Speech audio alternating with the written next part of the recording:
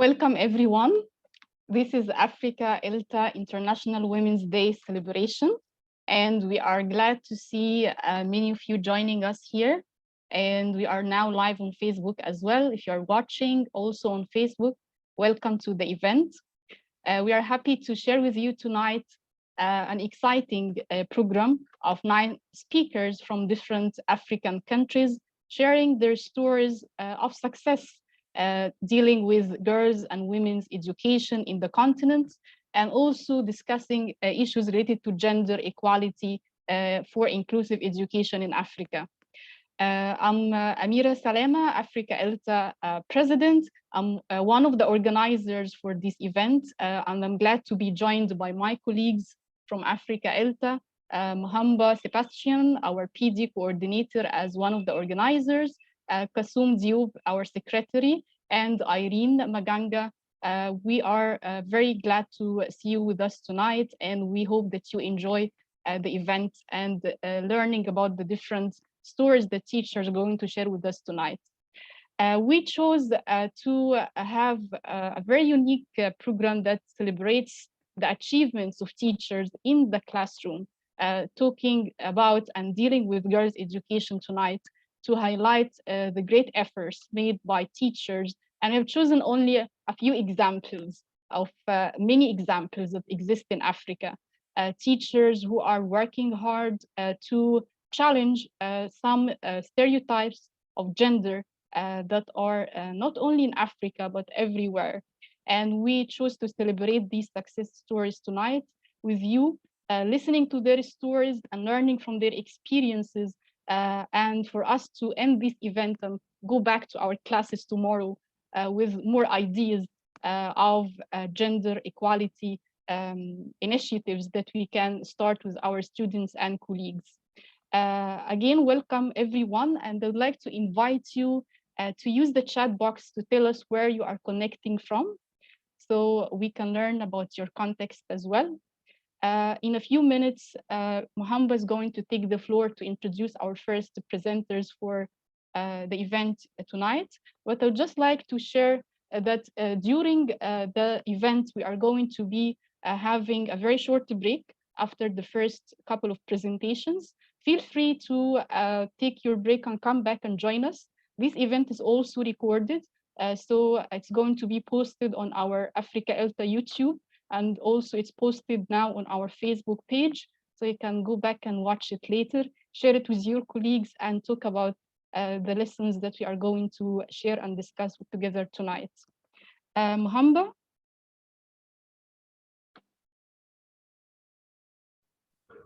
Hello.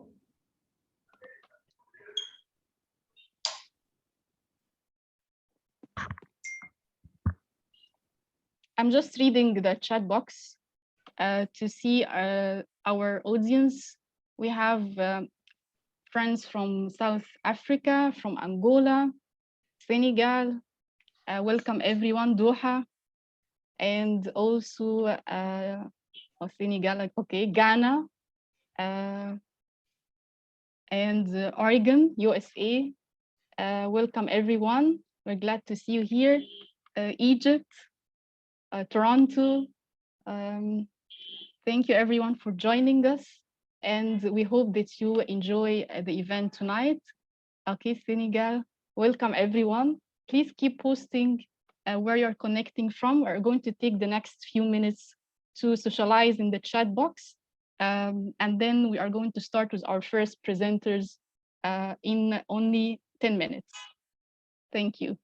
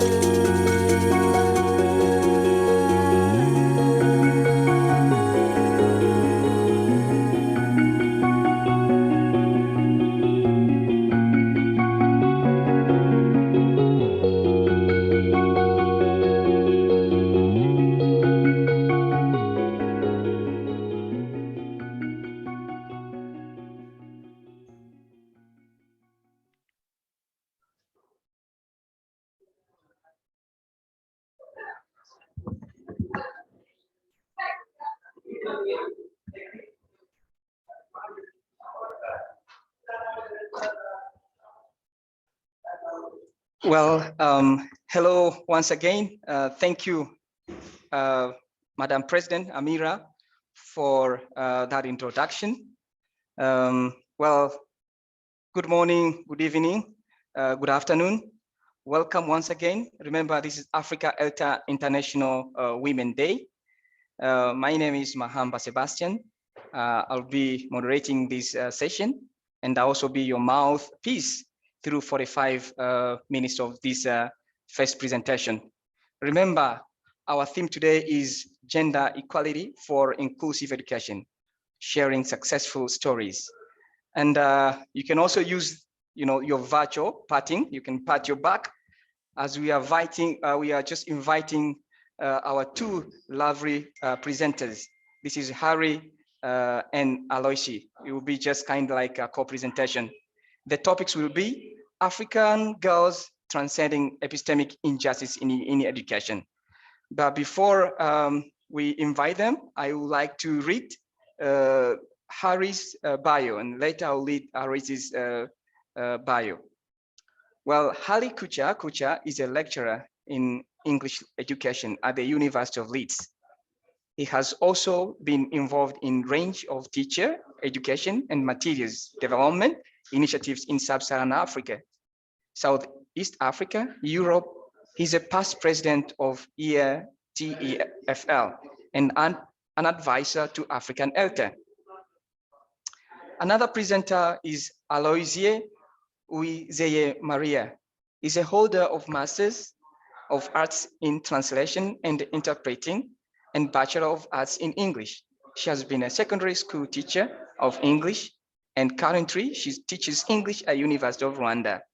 Besides, she's an active member of a professional association of teachers of English in Rwanda, ATEL. She's interested in doing research in the area of language education. Lady and gentlemen, please take 45 minutes and the floor is yours. Welcome.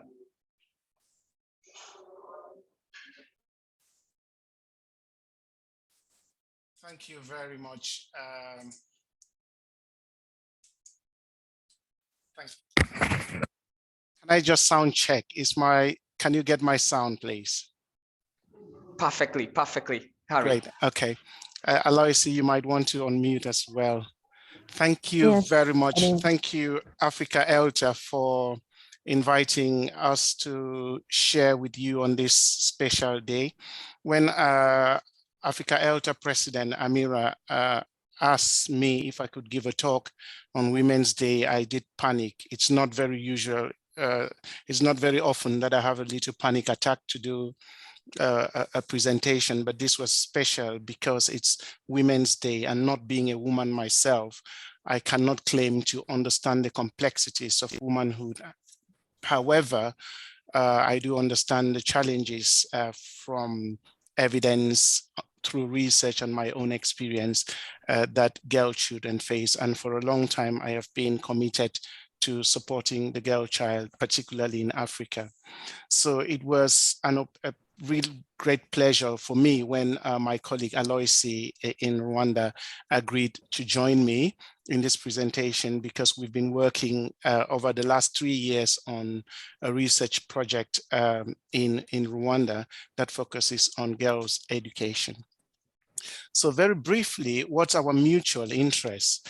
I grew up in a culture that's matrilineal, and where the girl child is the heart, the soul of a family. So in the Agem culture, and I think the Bikom culture in Cameroon, and maybe one other, the Manu culture in Cameroon, the family revolves around the girl child. So if I describe my family is actually made of my mother and my siblings and my maternal relations. My father would be our brother-in-law rather than a member of the family. What that means is that girl children are valued because they expand the family, and the boy children like me would expand my wife's family rather than my own family. Now, this looks very pro-female, but of course, The flip side of it is that patriarchy still continues, and it's often very easy for girls to be transformed into some kind of commodity and seen more in terms of family building rather than in terms of their real value within the society. I went to secondary school, having grown up with so many girls. I went to secondary school, again, in a culture, in a rural community where girls, topics around sexuality were taboo. And I found myself in secondary school classrooms with young girls who had seen their menses for the first time in school, probably were surprised by it because they didn't have any training, any pre-education on what to do. And in very many cases, they stained their uniforms and they were bullied by boys. In 2019 at the conference, the Africa ELTA conference in Nigeria, I captured this scenario and asked any boy, any male in the room who had sung songs against girls or who had shouted at the girl for staining her dress with their own menses. And so many boys, so many men stood up.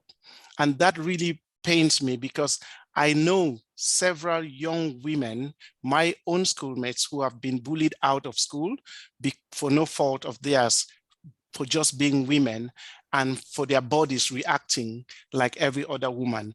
And because of that, I sought to seek some kind of justice, social justice, not just for girls, but for society as a whole in my little spheres. So that's how I came into being interested in gender as I am in issues of race and other issues of social justice, because I believe that its education is exposing those biases, conscious or unconscious, that we can achieve an equal and equitable society.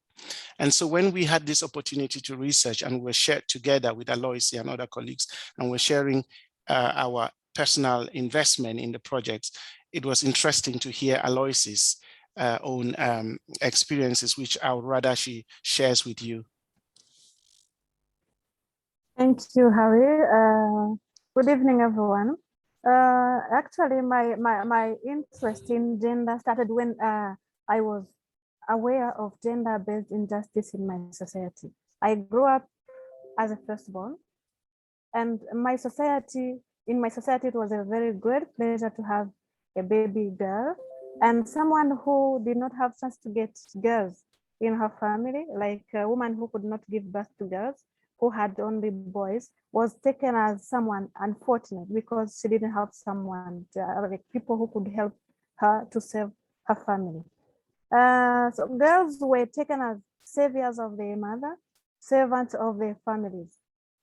And I experienced that myself, because when I grew up, I was educated to help my mother doing most of the domestic chores. She could teach me a lot of things that she couldn't teach my brothers. I had to help her clean.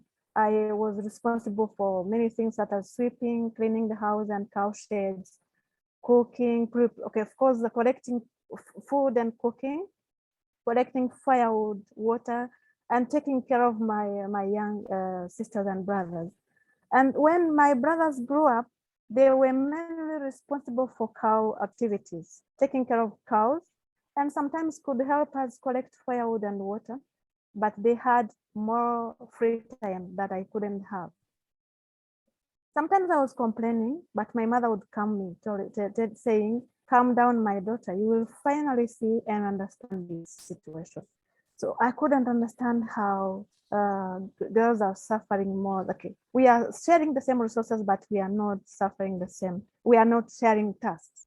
And I was challenged a little bit more when I grew up. I did my primary school studies with my brothers, but when it came time to go to the secondary school, my father was somehow puzzled whether he was going to pay school fees for me or not.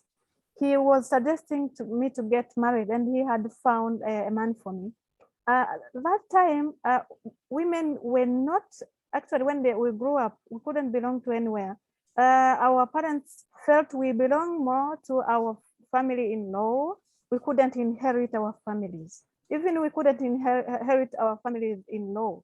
our husband were unable to inherit. So that's why maybe they were thinking that when you grow up, you belong to another family, you'll not be important to us. So it's not important to invest money in education. But luckily, because of my grades, my father was convinced to pay school fees. I did my secondary school studies, but he was always telling me, my daughter, be careful. You were lucky to be born the first before your brothers. Now I'm paying for you. Make sure you don't get pregnant and be fired. That time, a woman who got pregnant at school, she was fired. That was the only reason to get fired. So I could understand his worry, and I was careful, studied well, finished my secondary school studies, and then got married later on.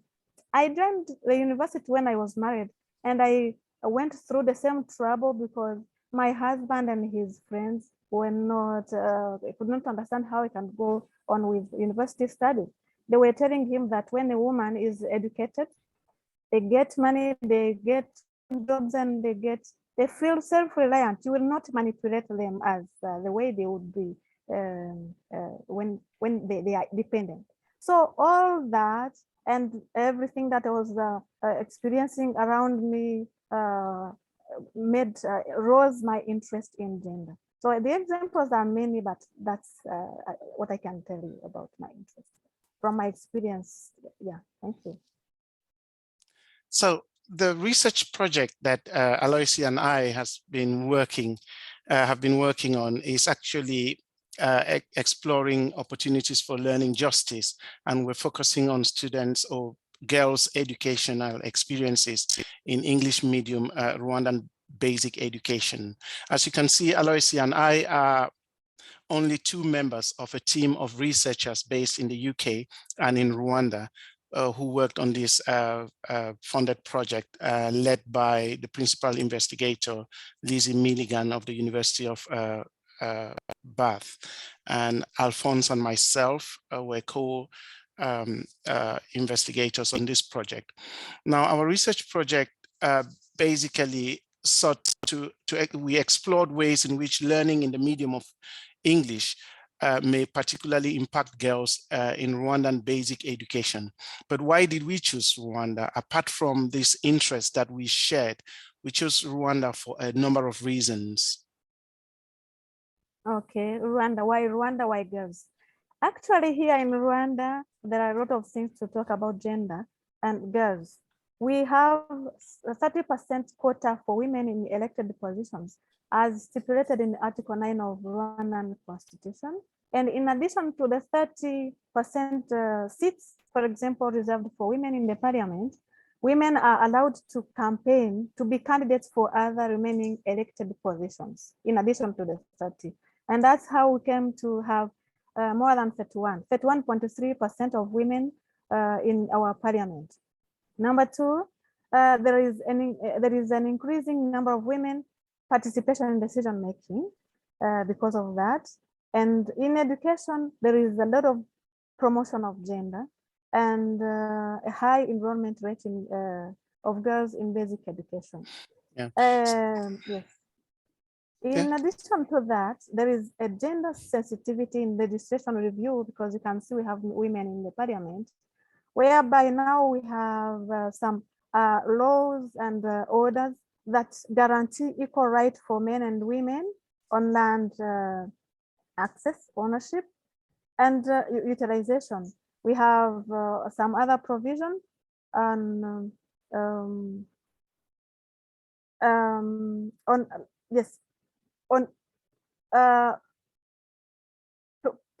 prevention of gender abuse and equal treatment of legitimate children in succession without any discrimination.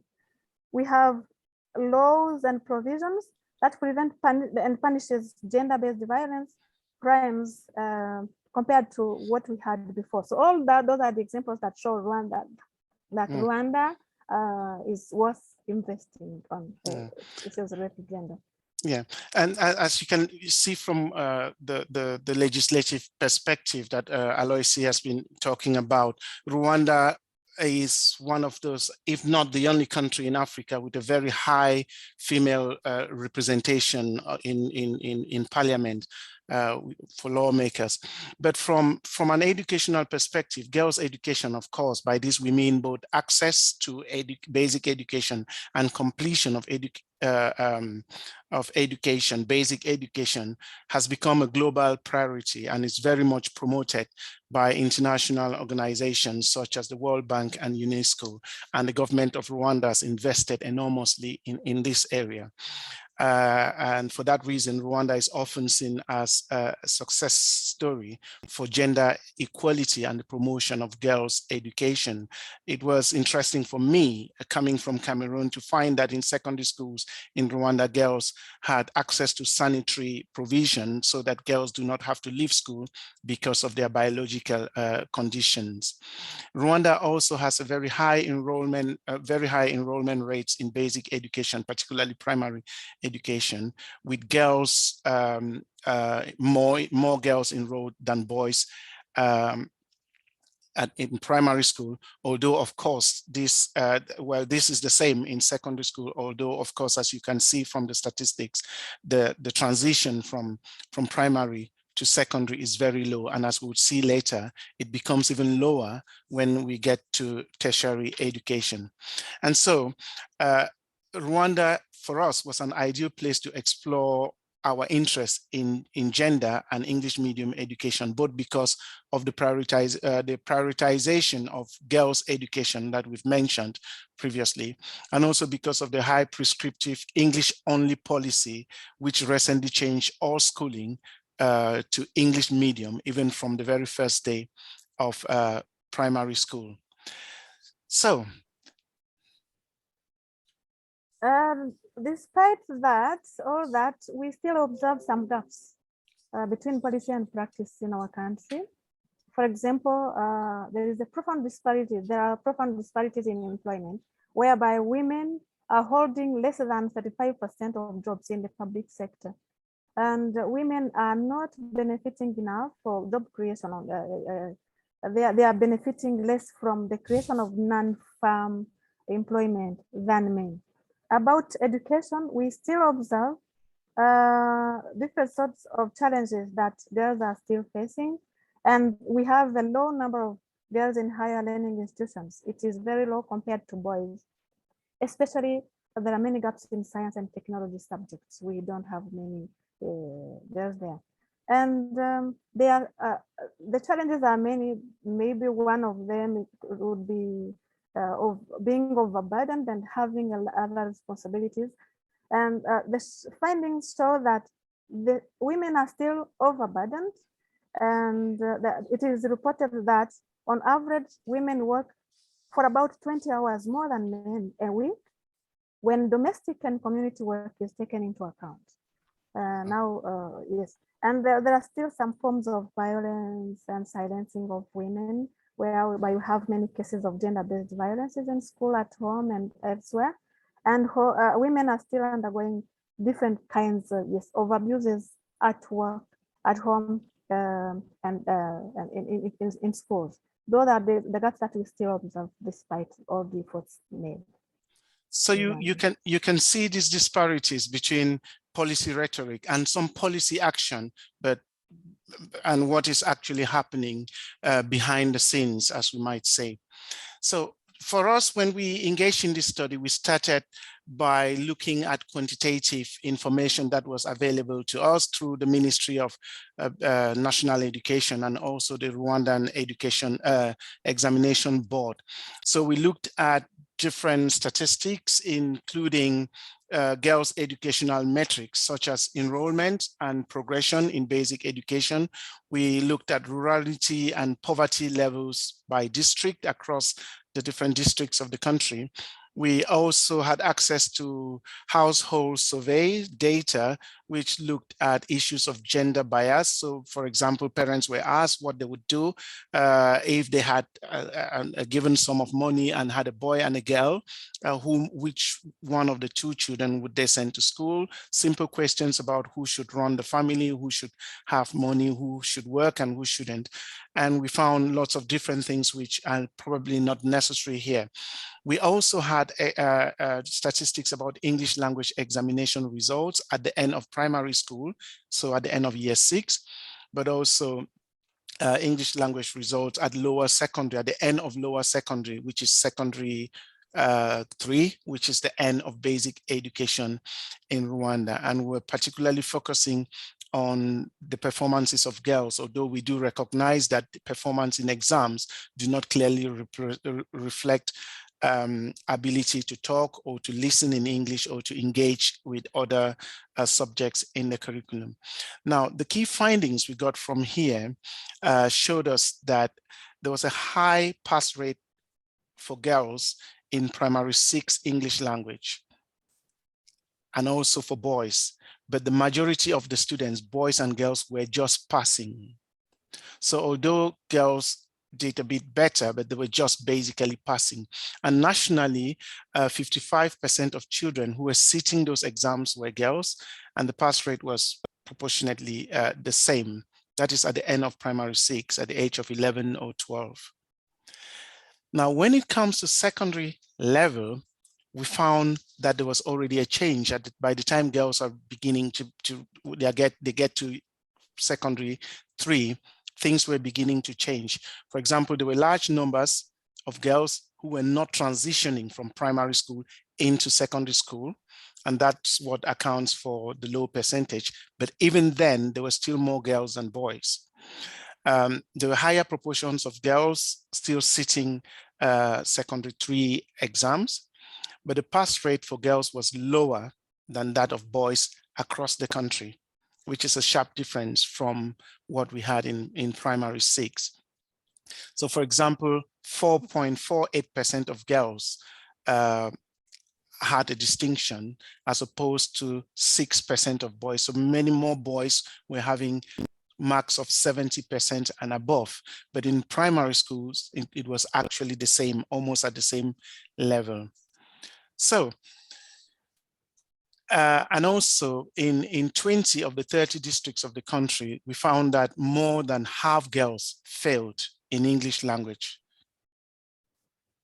which was significantly higher fails than the boys themselves. So you'd see that there's beginning to be a change. It's kind of a mapping of a gender gap, which is beginning to emerge at the middle of secondary school.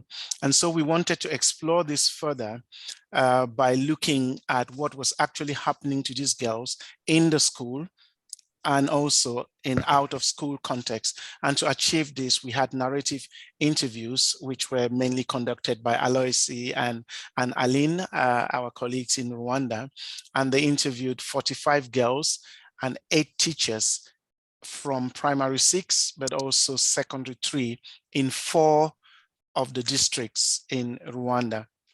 They also did classroom observations of primary 6 and secondary 3 students, and these focus mostly on an identified number of girls in each of the classrooms. We are currently analyzing the data now. We did transcribe that, and we are currently analyzing, but already key findings emerging show that there are multiple overlapping burdens that girls have at home, which boys do not necessarily have. And this is impacting on their attendance of school, and also giving them very limited time for self-study or for peer support in their learning. And that's why girls are beginning to be at this level, getting more and more at risk of failing and unlikely to transition even to university or to upper secondary school. We also found an epistemic exclusion in the classroom. So in addition to these external factors, we also found that there was epistemic exclusion even within the classroom in the practices of the teachers. And there were examples where girls were either ignored, teachers did not respond, did not give them the feedback that was needed. Sometimes basic examples, for example, of teachers calling boys by names and then referring to girls as you. But we also found that there were strong girls emerging even within these classrooms who were often taken as examples by the teachers that girls were doing well. So simple examples, basic examples of epistemic exclusion of girls were things like girls not often being called, even in classes where there were many more girls than boys, far more girls than boys in the classroom. Teachers focused only on those active students who were raising their hands, and in most cases, there were boys. Teachers did not acknowledge when students said something that was correct, but there are also basic things like teachers saying, focusing on what was correct and what was not correct, rather than explaining further what students, why responses were not correct. And this often manifested itself with girl children. So in the example of a chemistry lesson in one of the district, Ruhanga, for example, the teacher was teaching students about alkynes. For those who do not know what alkynes are, I didn't know myself, so I'm only learning about the sciences now. I think I'd rather not dare to go in there now, but what actually happened in the classroom was that the teacher was limiting responses to what was right and what was wrong. So in this example, the teacher turns to the students and asks them if they remember the functional group of alkynes. Yes or no, that's all the teacher expects. And all the students say yes in chorus. And then the teacher asks one girl, come and write the functional group of alkynes on the board. Today we are looking at alkynes. And as the girl comes up to write, writes her the formula, the functional group of alkynes, and she stands there looking at the teacher. And then the teacher says, is this correct? And everyone says no. The teacher asks again, correct? And every student says no. And then the teacher turns to another student who can write it correctly, he asks. And then another student comes up and writes it, another female student. Is this correct? No. Correct? No. And then the last step is the teacher then calls a boy whom he calls by name, and the student comes up and amends the diagram on the board. And at this point, the teacher says, the answer is this one. That's a question. And every student says yes together. And the girl who has been standing there all the while is visibly not yet convinced with the answer and doesn't know exactly why she was wrong, and there's no explanation. So this kind of pedagogy where teachers are focusing on correct and incorrect, but also not helping students to transition from their mistakes into understanding more, kind of silences students. And when that's done in a classroom where boys are dominating already, not in numbers, but in their ability to engage more freely, then that further silences the girls. So although we haven't so far found English to be a specific problem for girls, we found, however, that English becomes an additional burden to all the other burdens, epistemic burdens that female students have both at home and even in the classroom practices of their teachers.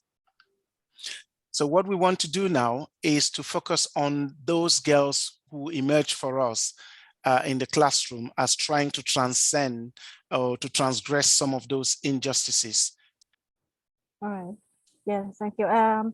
We had examples of 6 girls, but now we are going to give to talk about 2.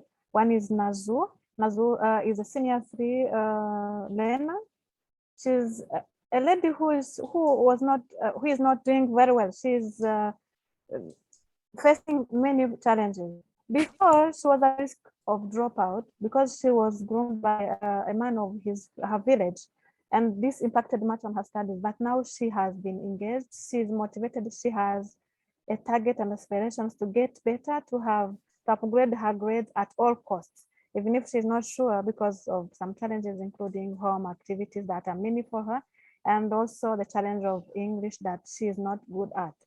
But she attends classes regularly, and when back home, she does many activities. She doesn't have time to revise, but she gets up very early in the morning at 4 a.m. to revise and do the homework that she didn't manage to do in the evening. And once she finishes some revision and homework, she goes to school early in the morning. At 6:30, she's in class to seek support from her peers and find time to memorize some of the course content.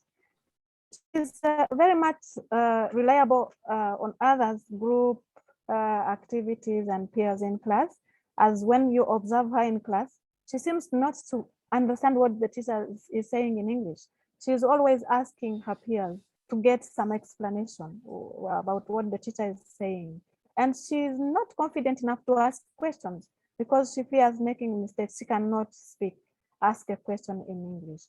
But she still is committed to make it and upgrade her levels, her grades, and continue with her studies.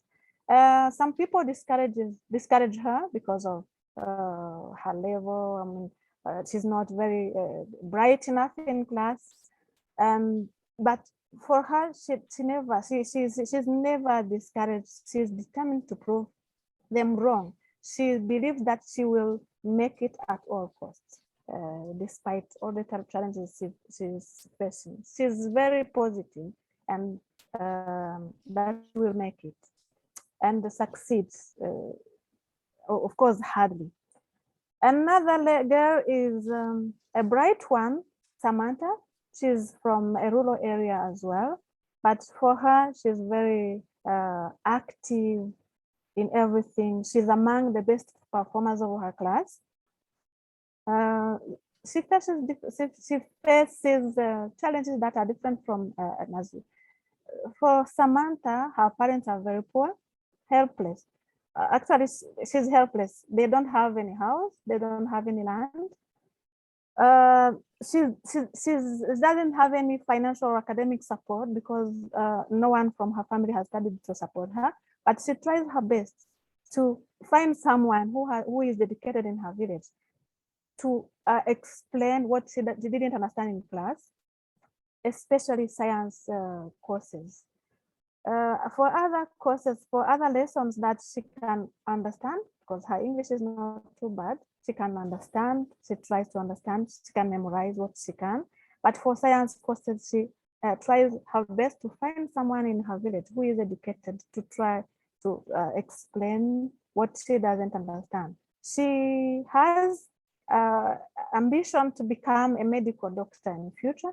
She's focusing much on science. She wants to understand each and everything. Her participation is very high. Her teachers are engaging her by asking questions. They ask her to summarize the course. She talks almost all the time in class, and she doesn't fear making mistakes in English. And talking much in class is seen as something unusual at her age by boys who are expecting learners, girls of her age, to be silent and to fear being seen as like making mistakes in public. But she doesn't care. She's a risk taker, and she has a target. She wants to always learn from others, be it benefiting from explanation, but also learning from others who have been, women who have been successful. When we were at her school, they asked us many questions as how did you get to reach PhD in mathematics? That's Aline. I was with Aline.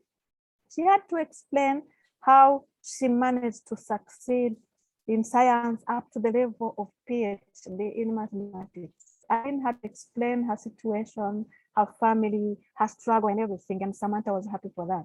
And then she turned to me about English and humanities. I explained everything about my education, and she was happy, and she said, this is very helpful for me. It is motivational for me because I have an aspiration to become someone educated and well educated.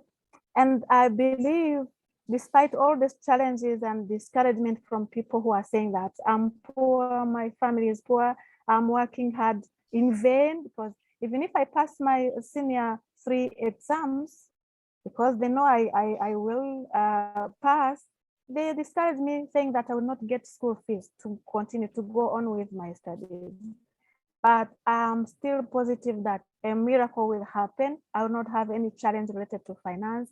And if need be, if I get a grade that could promote me to a good school that is expensive and I don't afford it, I will continue with basic education, like day schools, which are not expensive, but I will make it at all costs because I want to be someone important and get rid of the poverty and help my parents to get rid of the poverty.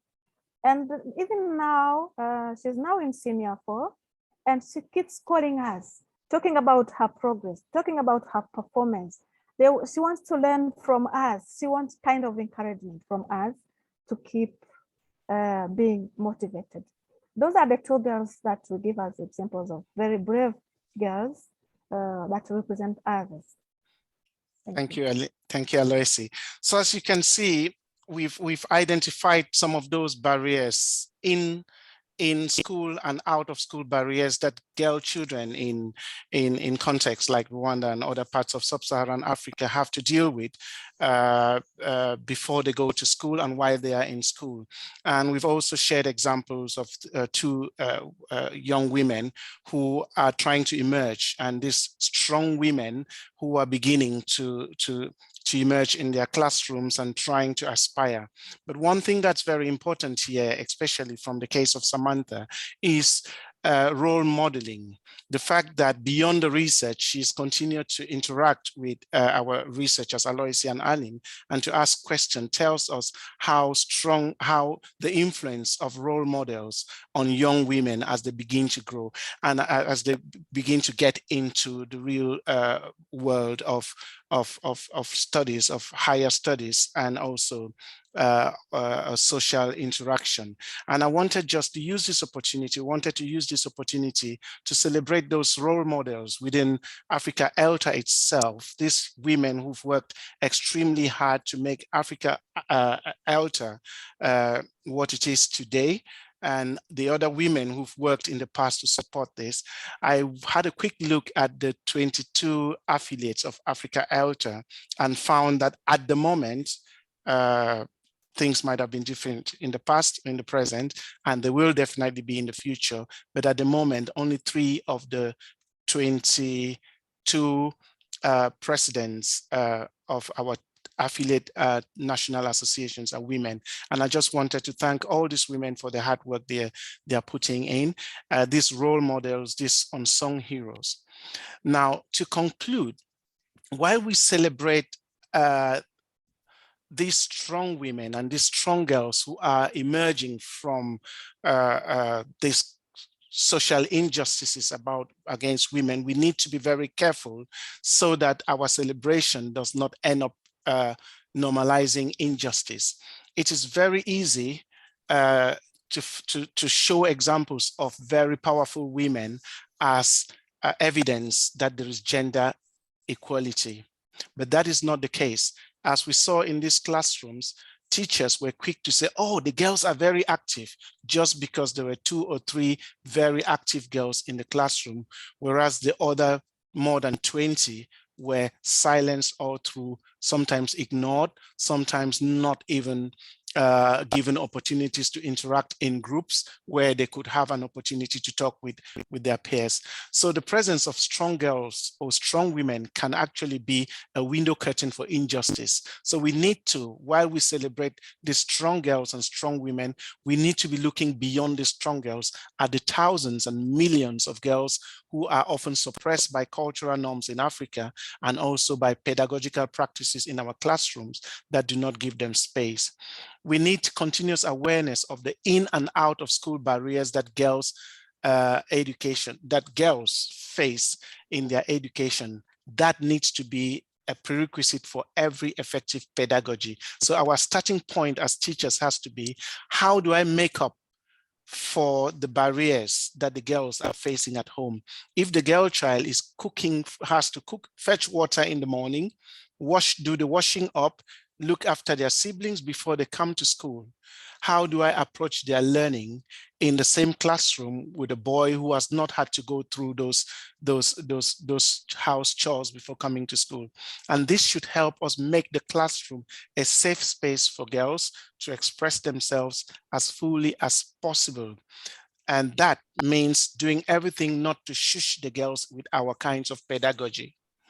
We need to consider reparatory. The idea of reparation is very common in relation to racism and other forms of social injustice. And I think it's time for us to start looking at reparatory pedagogies in our own practices as language teachers, because language can be a channel for all sorts of injustices. How are we consciously aware in the way we act that we recognize that there are injustices against girl children and that we want to repair that in our classroom? And finally, we need to consider promoting equality, but above all, promoting equity, because equality alone is not satisfactory. If girl children have to go through all those obstacles and come to work with their boys in the classroom, they are not coming from an equal background.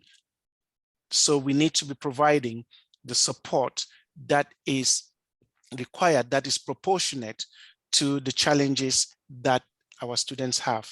And for girl children, that means giving them far more support because we recognize the challenges that they encounter out of school. So I hope that our presentation has helped you see how girls might emerge through the challenges, but also serves as an eye-opener for our male colleagues to think very carefully about those ways in which we operate in the classroom, and even our female colleagues, so that we can support girl children in our classes. Now, supporting, and this is our final word, supporting and fighting for women's rights, for gender equality and for gender equity, more importantly, is not a favor we are doing to women. It is a duty that we are doing to ourselves and to our society and to future generations. We are simply stronger when we work together. And so if we support, the more we support our girls, the more we give opportunities for strong women to emerge so that together we can build a better nation. Happy Women's Day to all our wonderful colleagues, and thank you very much for your attention. Thank you. Well, very, very thankful for our presenters, Harry and Aloisi. That was really, really very interesting, topic. And I also want to recognize, the presence of my participants, both in Zoom, on a webinar, and on Facebook. Well, I see a lot of chats, actually. This is really wonderful. My people are just writing like, oh, this is Oben Adi, who writes, more women are emerging in Africa, TAs. And there is also Deborah Halley, who writes, so true, Halley, just one or two is not really enough. Well, I see, just really ask you, if you have any question for this presentation, please just send it on the chat or on the Q&A segment. I'll just read it for you. But before actually we go to final remark, Ari, I'm very curious to know, and you alluded that the diverse and predominant culture in Africa actually really disrupts people or activists' efforts to leverage the challenges that gays and women face in community. And you really come with this great project. What is your action so far towards elevating and scaling this study or project to other West African states? Yeah. Well, we have just come to the end of 3.5 years of collecting data, 3.5 years, I would say, because COVID took a toll on our research project. Initially, we were going to, as you would see, we had to rely on narrative interviews, trying to get girls' perspectives, like getting deep into what was happening in their homes. We had initially planned to do photo guided interviews where girls were given photographs so they could take pictures of significant events during their life out of school, and then we would use that as a basis for our interview. So a lot of things were halted, and we managed to get to the end, and we are still analyzing the data so far. So as researchers, our responsibility is to shed light on social injustices within the community, which may not often be seen or which might be overlooked by policy. So it's and that's why we picked Rwanda. We wanted to show from a country that has very good policies and even practices promoting gender equality and equity, to show that even in a country like that one, there are still huge barriers that girls have to overcome. And we hope that in showing that in a country like Rwanda, that in itself has implications for the many other African countries where policies are not yet as good enough as those in Rwanda. Now, where we go from here, we can't say, because a lot of the research we do is based on the funding that we received. But at the moment, we're looking at this and analyzing the data and writing as much as we can. We are now currently working on a policy brief, and we've been very lucky to have contributions from women around the world, including Africa ELTA president, to our policy brief, which we are putting together, and that might form a baseline document for looking at policy in relation to girls and education. Wow, amazing, amazing. Well, I see two questions on my chat box. Let me just read quickly. A great presentation. I wish to know if the curriculum is inclusive in terms of encouraging girls' participation and success for equity. Any one of you, Hali or Aloysius, you can take it away. Yeah. Aloysius, you are muted.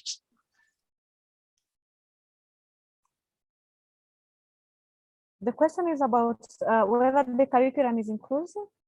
Yeah. Yeah, whether the curriculum is inclusive in terms of encouraging girls' participation and success for equity. Exactly. Yes, yeah.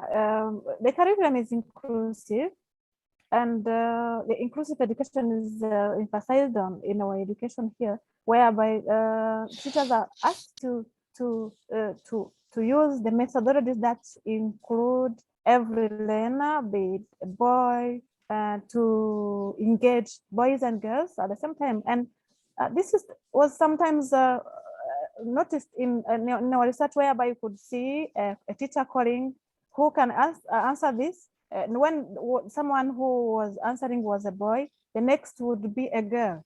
And in case some performance, like poor performance would be observed by the teacher, he had or she had to support them individually through groups work, or give them some remedial activities at the level and upgrade the level accordingly. Actually, the methodologies and techniques are there and defined in the curriculum, and it's up to the teacher to follow the curriculum when they're teaching and learning. I don't know if I answered. Okay. Your question. I'll give a very quick answer to Deborah's question about textbooks. Unfortunately, we did not, for this study, we did not particularly analyze textbooks. We're looking more at girls' experiences, but that's really an important point, to look at textbooks to see if they represent girls in textbooks as educated people and professionals. That's something that we did not particularly focus on in our studies, but yes, it's very important. The images of girls in textbooks can actually be a lesson on its own. And I think that links to the question on curriculum as well, being inclusive and encouraging girls' participation in success. We only drew from the legislation and what was happening already at the policy level and didn't quite focus, but there are indications within the curriculum that gender equity is promoted gender equality, most importantly, is promoted at all levels of schooling. I also can see a question from Alison, which says, how do you suggest teachers change their pedagogies to create a more gender equitable classroom? Now, I'm reluctant to talk about change of pedagogies. What I would want to talk about is more in terms of awareness of gender differences and gender injustices. So a starting point, as we showed in our presentation, would be an awareness. How aware are we? It's not just about pedagogies, because as Aloysius said, teachers in Rwanda are trained to be inclusive. They are trained, for example, to vary questions between boys and girls. But in our observations, we did find that teachers, their fallback position was on students who were raising their hands all the time. Because of many reasons, teachers want to finish the syllabus for the exams on time. There are other pressures. And under that pressure, teachers tend to forget that training. So a more important perspective is not just training teachers about pedagogies, but it's making gender awareness a part of our DNA.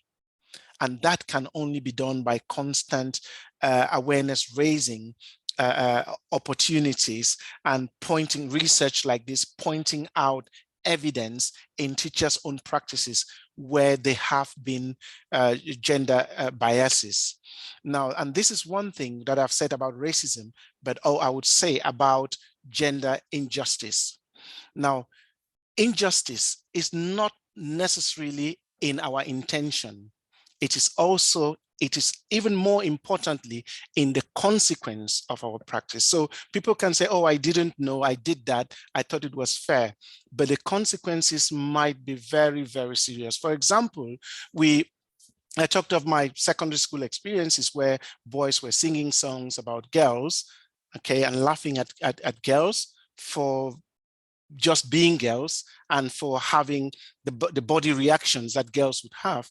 But the consequence is that we have students, very intelligent female students who dropped out of school, who would have been important people shaping society today, but they dropped out of school and at best they found themselves in marriage as their own achievement in life. So it's not, we can't then in retrospect say, well, we were just playing, we didn't know. We have affected the lives of these girls. And it is important that as boys, we engage in supporting girls today so that we would have the people in the future capable of making the world for ourselves and for our children a better place.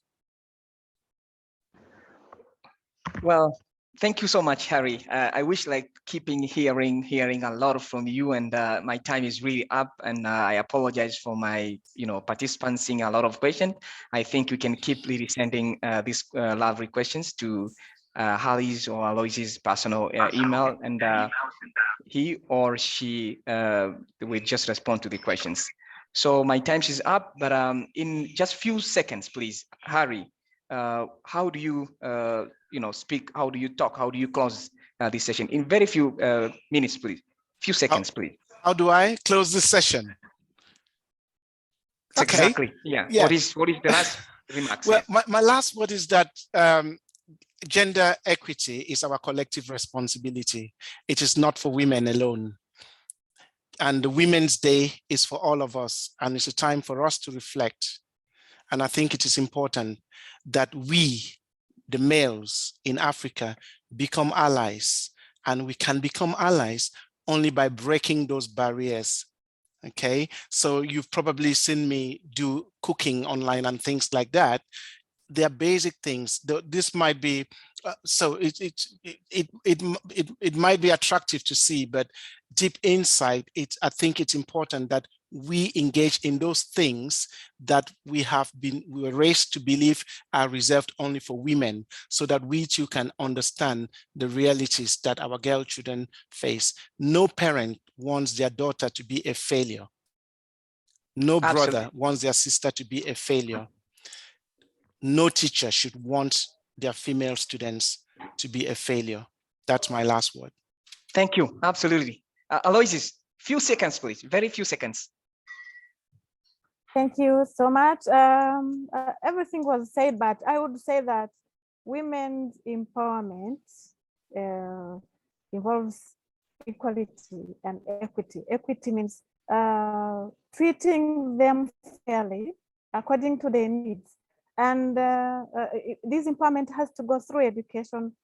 This is fundamental for access to everything, job opportunities, political inclusion, participation in every activities and developing the societies. So let's strive to play our role to empower both men and women equally and give them equal opportunity. Thank you. Thank you so much. It was really, really lovely seeing both of you, Holly and Aloysius, to this wonderful presentation. Thank you so much. Don't go nowhere as we are going to start another lovely presentation. So we're going to take like only a few seconds as our moderator, Kasum, will take us to the other segment.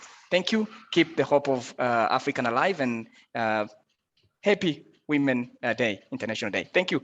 I was Mahamba Sebastian, moderator from Tanzania. Thank you and see you some other times. Bye. Bye.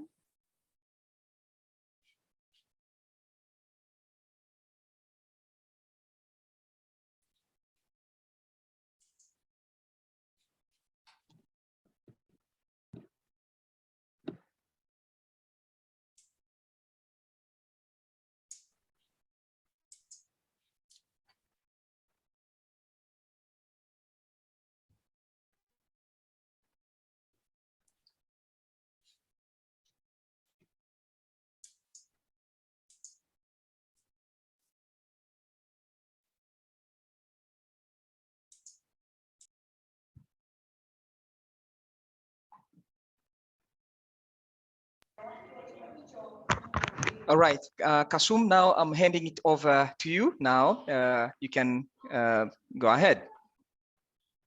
Okay, thank you very much, Mahamba. Good afternoon, good evening, good morning, everyone, depending on where you are following us. Thank you tremendously for accepting our invitation to take part in this amazing celebration of International Women's Day. And here we are for our second talk, and I am Hasum, so glad to be moderating this session about women leadership through mentoring by Amira Salama. So Amira, would you mind testing your sound just to say hello before I introduce you to this wonderful audience? Sure, can you hear me well? Yes, we can. Right, so Amira Salama is the current president of Africa ELTA. She is an academic English and research writing instructor at Nile University, Egypt. She has an MA TESOL from the American University in Cairo with a research focus on teacher leadership and is currently pursuing her PhD in linguistics in Egypt. Her research and professional interests include teacher mentoring, ELT material development, and teacher leadership. Amira is going to entertain us with a very relevant topic about women leadership through mentoring. Amira, if you're ready, the floor is yours. Thank you, Kasum. And I'd like to start because I would like to keep this presentation short. We are going to have 20 minutes of presentation followed by 10 minutes for discussion.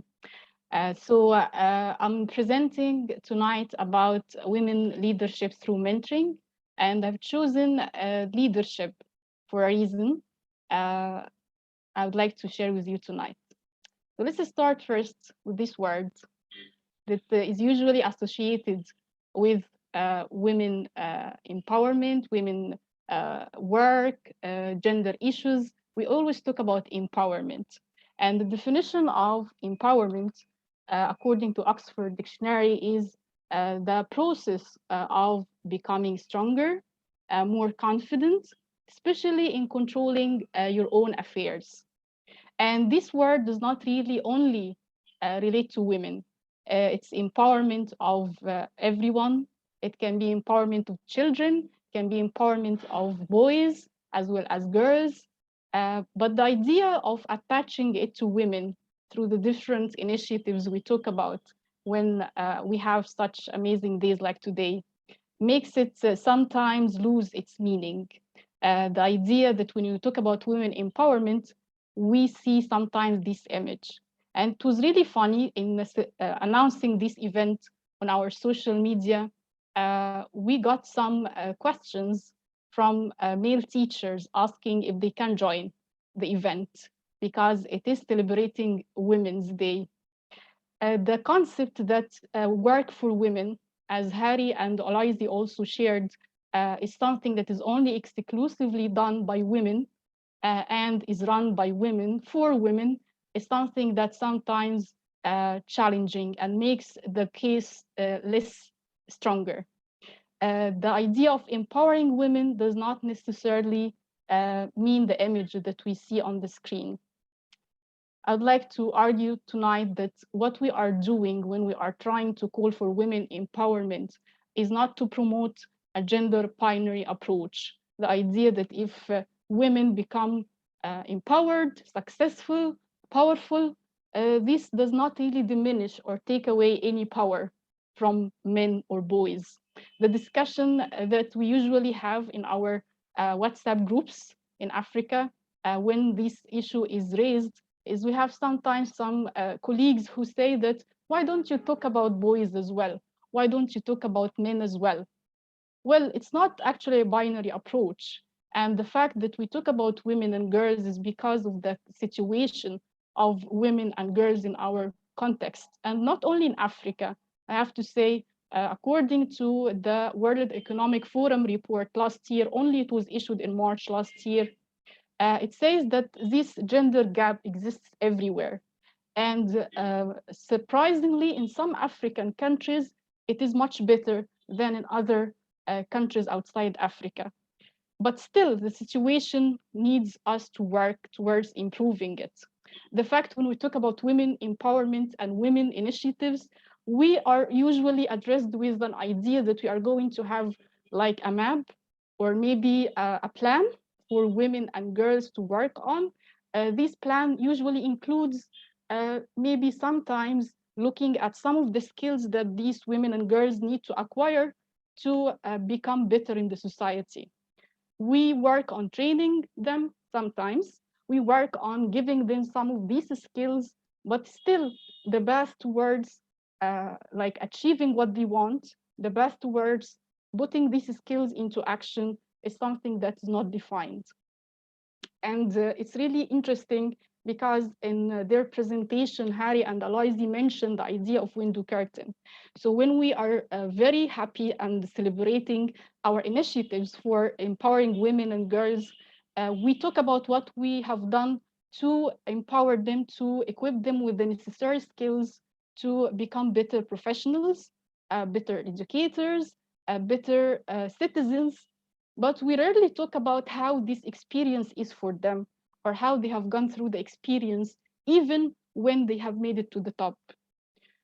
The idea when we talk about equity, we do not just talk about how many women made it to leadership positions. How many women do we have as represented in societies? How many women are conference speakers in the context of this presentation?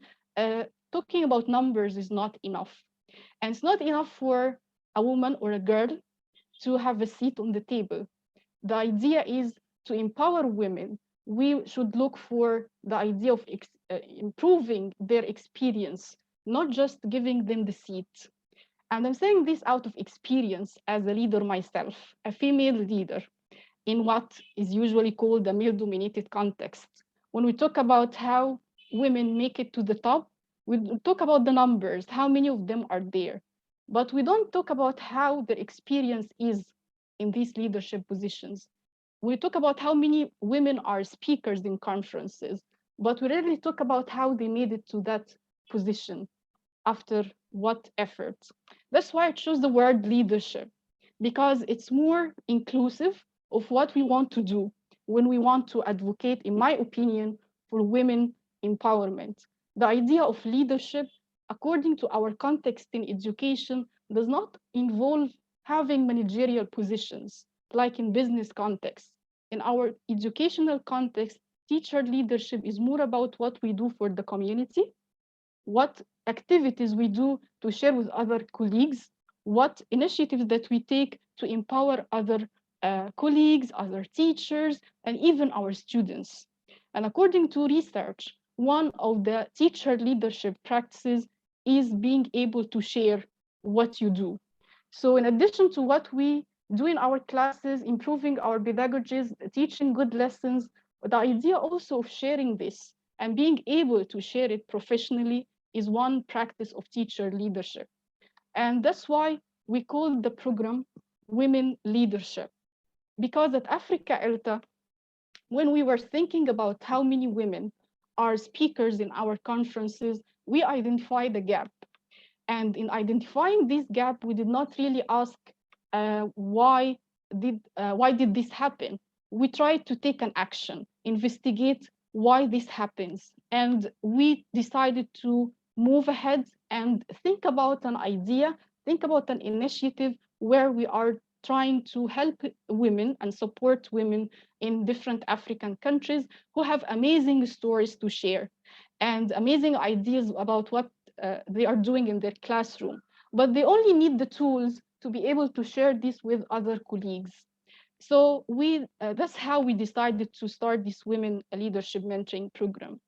The idea also of talking about women empowerment at Africa ELTA does not only stop at the program that we have started with Eve, but also, in my opinion, being an insider and being a female myself, one of the things that we do is actually being also aware of our gender equality and equity practices. And I'm going to share this more in the next slides. In our program, and this is the first initiative, in my opinion, that really works to support classroom teachers, female classroom teachers, to share their practices and ideas with others. We had last year more than 100 applications from teachers across Africa interested in the program, and this shows the need for this program. And we selected only 8, and those 8 teachers in a 3-month program acquired the skills to become conference presenters, and after finishing the program, they were featured in our monthly webinar, and also most of them were presenters at our international conference last year. The idea of not just like giving them this training to acquire the skills for presentation, but also working on the experience, how they are going to use this training to share their ideas later on.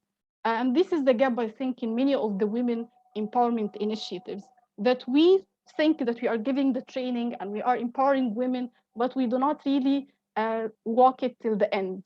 So we do not provide opportunities for these women or girls to have the power. If we want to empower them, we also need to give them the power, not just give them the tools, but also give them a platform where they can share what they have learned. And this is what we did through this initiative. And in addition to the 8 teachers we had last year, we had the second round that just ended last month with also another group of 8 teachers coming from different African countries, sharing their experiences of working with women and girls in the continent. And through this program, the teachers reflected not only on how this program empowered them in terms of giving them the professional presentation skills, but also how it affected their personality.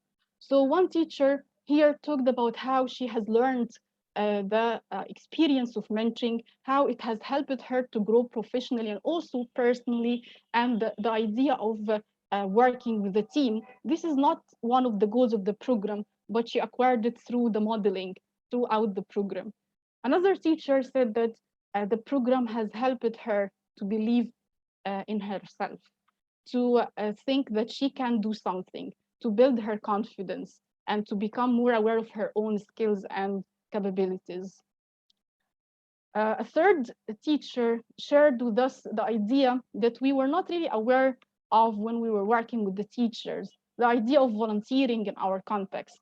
And by showing a model of volunteering ourselves as mentors and program organizers, the teachers acquired these skills and so that they themselves can do the same in their community volunteered their time and effort to help and support other colleagues.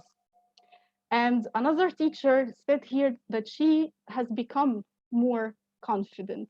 When most of them, when they started the program, they have never had an experience of presenting before.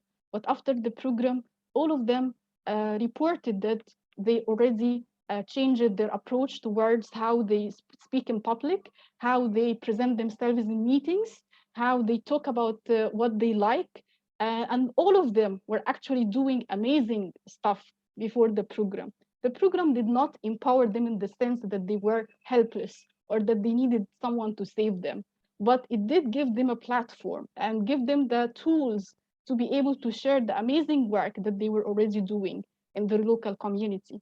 And I'm very proud of one of the teachers we have had from the program this year, who's going to present tonight one of her initiatives for girls' education as well. I'm sharing their photos here to say that we are very proud of all of them. All of them did not just make it to the end and presented in their final webinar or presented at the Africa ELTA International Conference last year, but all of them have gone through an experience that they said changed their life. I wouldn't forget Komba from Senegal, who was pregnant during the program. And she never reported that she was pregnant, and she never missed the meeting because she was always motivated. We were all surprised after the program to know that she was pregnant and she gave birth right after her final presentation. And this shows how resilient and how powerful these women are. They just need the chance and the platform and to give them the power. And I'm sure that they will use it. I will also not forget Rose, who is now in the US after succeeding in the program and becoming the star of her local affiliate in Burkina Faso. And she applied for a Fulbright program. And she told me recently that her program with us qualified her to get this scholarship. And I was very proud of her. Irene is one of our moderators tonight, and she's also the PD assistant on board at Africa ELTA now. And she has presented at many international and local events since she left the program last year. From this year also, mentees, we have Patricia, who is a leader in South Africa. But in applying for the program, she said that she wanted to learn the skills for presentation, proposal writing, because she wants to transfer these skills to her teachers in her local community and to become a better leader. And now she is a better leader, I'm sure. All of those teachers are amazing and they are doing amazing work already. And when they saw the chance to improve their skills and to also acquire professional and personal skills to become better professionals and better teachers and conference professionals and conference presenters, they seized the opportunity. And they challenged all the different like contextual challenges, because there were problems with connection. The program was online. We had online mentoring. There were issues with connection and issues with their time being teachers and always busy, and issues with their family, like commitment and family responsibilities. Most of them are mothers and they have kids and they have to take care of the kids due to gender issues in some of those countries. But they all challenged the context and they were able to show up and do great work. And this is in part due to also the model that they have seen through the program, from the mentors, from how the program was organized, from how we approached mentoring in this program in a very unique way to give them the chance to show up and to also acquire the skills at their own pace. At Africa ELTA, also, I'm very proud also to say, as a teacher association, we also have like some practices in addition to the program we do for mentoring and supporting women, that we are very conscious of the gender bias practices. And we have a board code of conduct where we state things related to gender and how we deal with it as a board. And I think this is something that every teacher association should really do if we want to put the talk into action. We also make sure in our events that we always have gender balance in terms of the speakers and presenters, except for today, because it's an exception. We have a majority of women. We also have a mentoring scheme throughout our events, in our conferences, in our newsletter. We have a mentoring scheme where we help and support teachers to acquire the skills and to also do a better job to be able to present at our webinars and also to be able to write for our newsletter.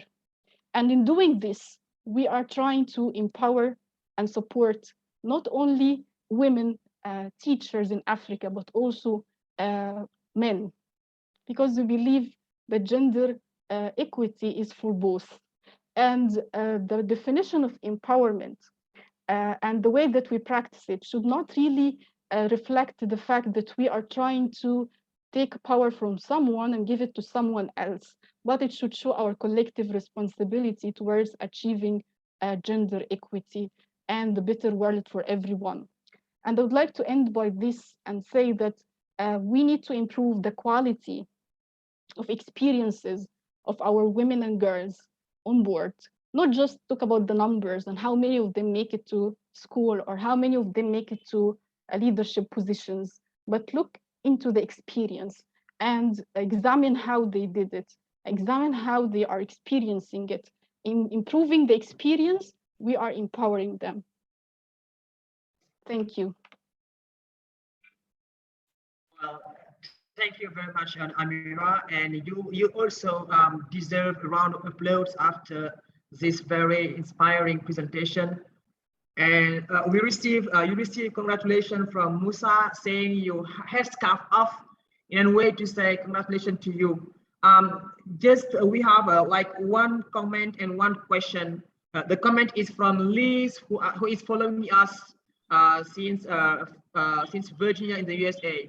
And we also have a question from Mubarak Ali, who first congratulates you for your presentation. And he was eager to know if you, well, he said in this way, who do you most admire in business, academic, or creative circles, and why?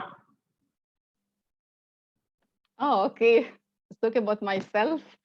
Well, I admire throughout my career, actually, I've had different role models. And my role models have always been my teachers. When I was doing my postgraduate studies, it was my supervisor, who coincidentally were females. So I would say that I agree with the idea of having a role model because it's very important to have someone to look up to. But also I would say that it depends on the context. So it can be your teacher, it can be a friend that inspired you to do something. It doesn't have to be really someone who is having a formal like leadership position somewhere. Yeah, before I read the second question of Mubarak, I wanted to read you the comments, the positive comments from Iron and Deborah, who really appreciate your talk. Next question by Mubarak, it says, what leadership have you learned so far? What leadership lesson have you learned so far? Leadership, okay.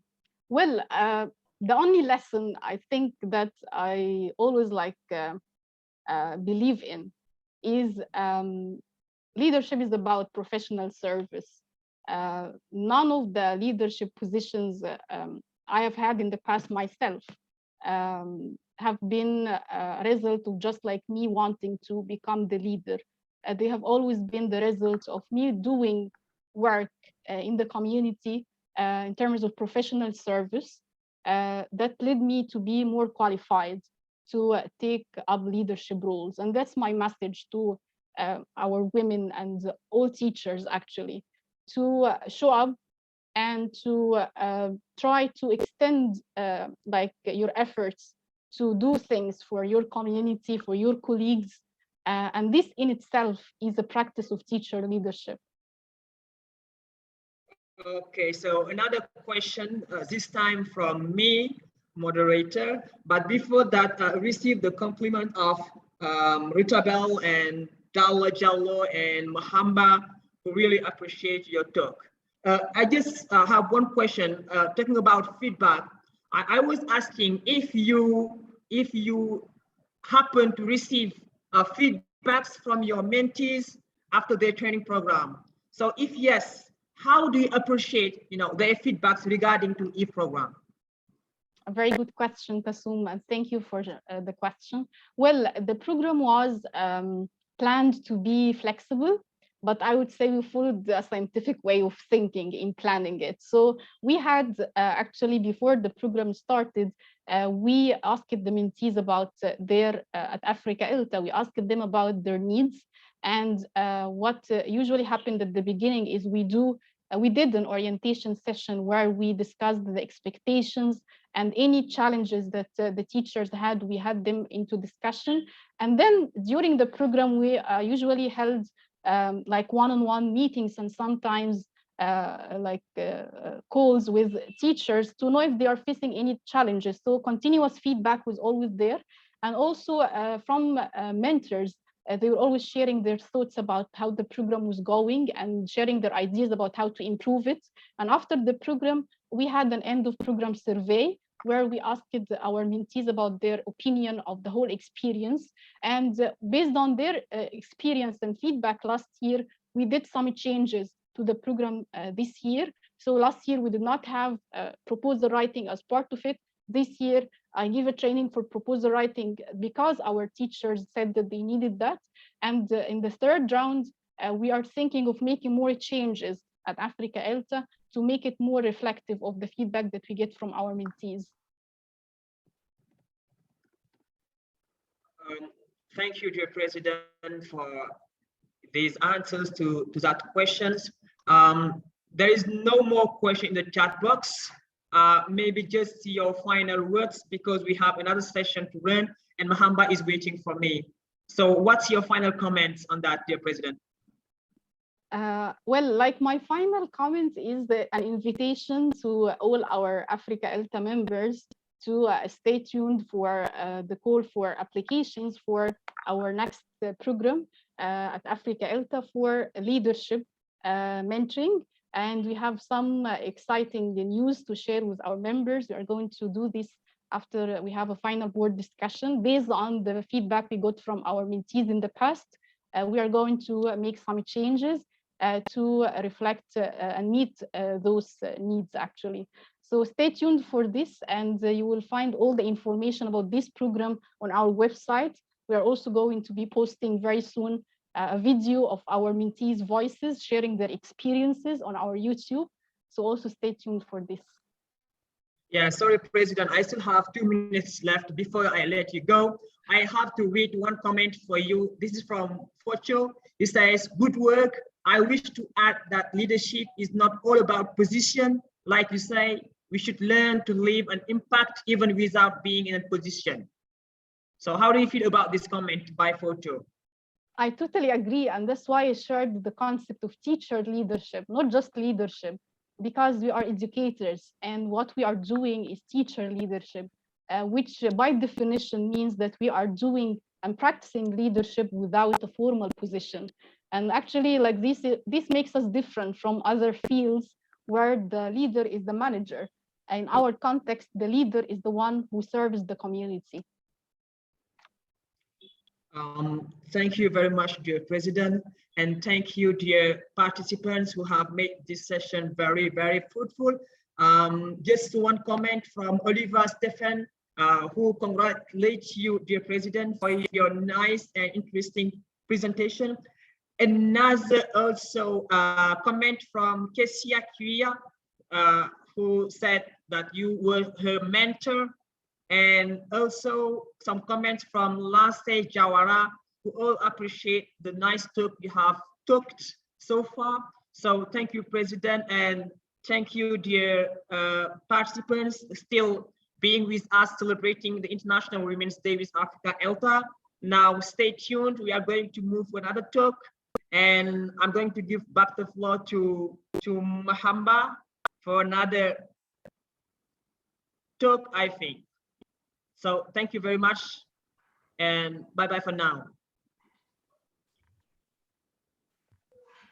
Well, thank you so much, Kasum, for that wonderful, wonderful moderation. And I also want to thank our president, Amira, for a nice presentation. Well, as also, I really, really appreciate seeing a lot of comments. As for now, actually, we're gonna go for a very short break. It's only 5 minutes break. Then when you're gonna come back, we'll have a very wonderful presentation to the nice presenter who is Lethabel Mawela. So please stay tuned and let's go for break. And as for now, we are going to invite another presenter.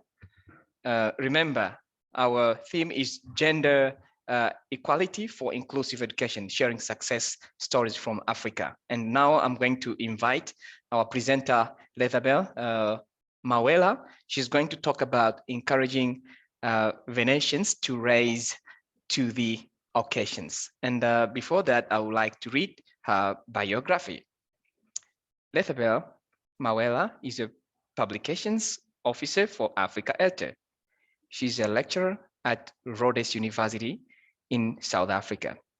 Her research interests include pedagogies that can be used to enhance the literacy skills of learners in disadvantaged communities. Lethabel, you have only 20 minutes at the moment, so the floor is yours, and that'll be your mouthpiece through this segment. Welcome and take it away.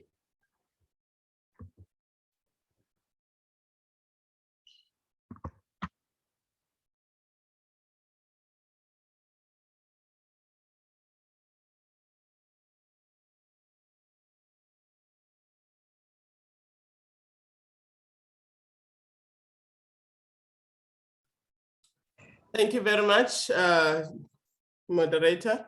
And I would like to wish all the women on the platform a happy International Women's Day. I also would like to wish the gentlemen who are on the platform a happy Women's Day, because they have shown that they are brave. They have shown that they are not threatened by celebrating women. So it's beautiful to have that. Mine is a short presentation. I may not even need the 20 minutes. Let me just read my abstract quickly. In addition to the coronavirus pandemic, South Africa is ravaged by the gender-based violence pandemic. One of the major causes of this pandemic is poverty, and the girl child is in the center of this quagmire. This presentation explores ways to elevate the self-esteem of the girl child by equipping her with skills and education for her to be self-reliant. It does this by detailing the activities of the Maihlasele project in Mpumalanga, South Africa.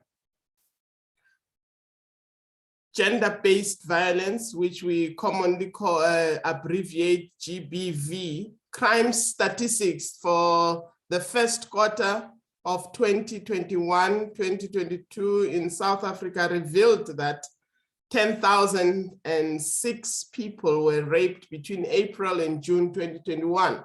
Here you are talking about not a year, but just 3 months. Within 3 months in one country, that number of people raped. A sample of 5,439 rape cases revealed that 3,766 of them took place at the home of the victim or at the home of the rapist. We normally say that don't walk around at night, you'll be raped, don't do this and that at night, you'll be raped, or don't go to certain areas. However, there's research shows that some of these, or many actually of these rape cases, rape incidents take place at the home of either the victim or the rapist. What does that suggest? It suggests that the rapists are not necessarily strangers. And 487 rape cases were domestic violence related. In one of his public addresses, the president of South Africa declared GBV a pandemic. It is therefore referred to as the second pandemic. As you can see, there have been marches and peaceful walks to try and say, please, let's stop this. Real men don't rape and so on.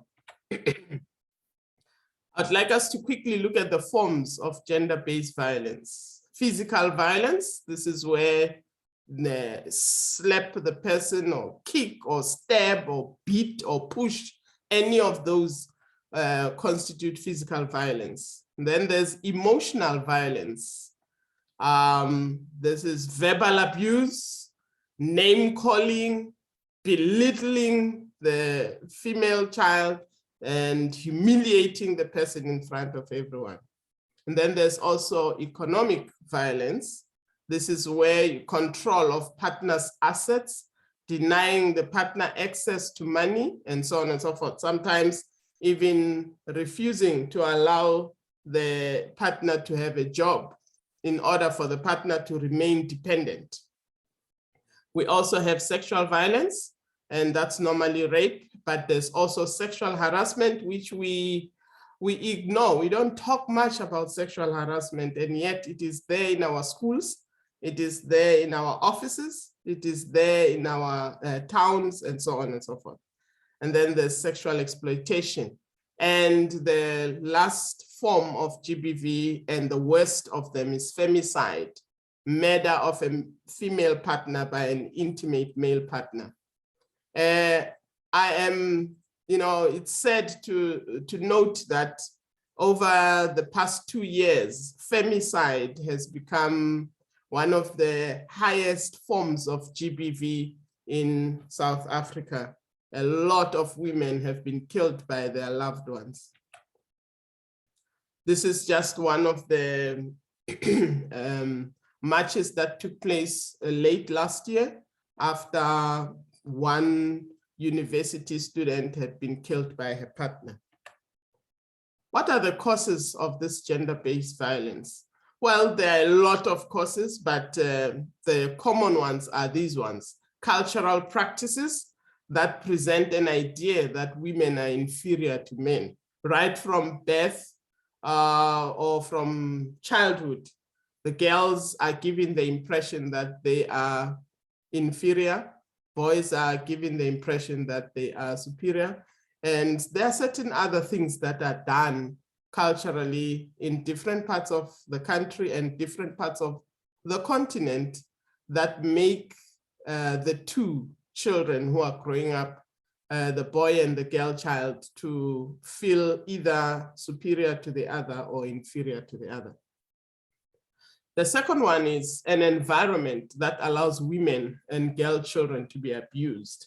If a boy grows up in a home where the father beats up the mother or abuses the mother in any way, it becomes normal to him, and he tends to do that when he grows up. So we mentor even when we don't intend to do the mentoring. Even the girl who grows up in that kind of a home, when she later meets men and she interacts, she gets into relationships, she tends to accept abuse. It becomes normalized. It's not only in the family setup, it's also in a community. If there's a community that allows such things to happen, where a man would be beating up a woman and the neighbors are just quiet about it, it becomes normal, it's okay, this is normal. Such environments cause this GBV to be worse. And then there's poverty, where you find that in most cases, it is the females who depend on the males for food, for clothes, for everything. And because of that, they tend to be vulnerable. They find themselves in positions where they can be abused. Intervention.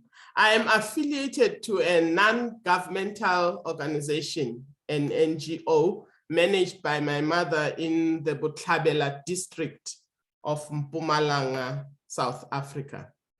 The NGO, a few years ago, it established a project called Maihlasele. This is a Zulu term, Maihlasele. I will not waste your energy by trying to explain what that means because it is a full sentence, but I won't get into that. The project, the aim of this Maihlasele project, it is to educate the girl child. It is to build the self-esteem of the girl child. Because you see, the truth is, in South Africa, the policies, just as the policies that were mentioned by Prof. Kucha and the colleague, the policies are good and they support the girl child to go to school, and girl children in South Africa are allowed to go to school and they go all the way up. However, the practice in the villages and in other parts of the country is such that they don't always go to school up to matric. Some of them drop out because of this, that, and the other. And the major issue has been, when you look at all this, you find that the self-esteem of the girl child is always below. The activities that the Maihlasele project does, it is an after-school project. It's not school-based. It is a community-based project. After-school project where the instructors, the team of instructors, and the instructors, I just want to highlight the fact that the instructors are males and females. They help the girls to write their homework. And this is because, as you know, girls normally have more duties, more chores to do at home. And sometimes things like homework, schoolwork tends to be neglected. And so these instructors, they help them with homework. They play with the girls. They teach them about being a woman.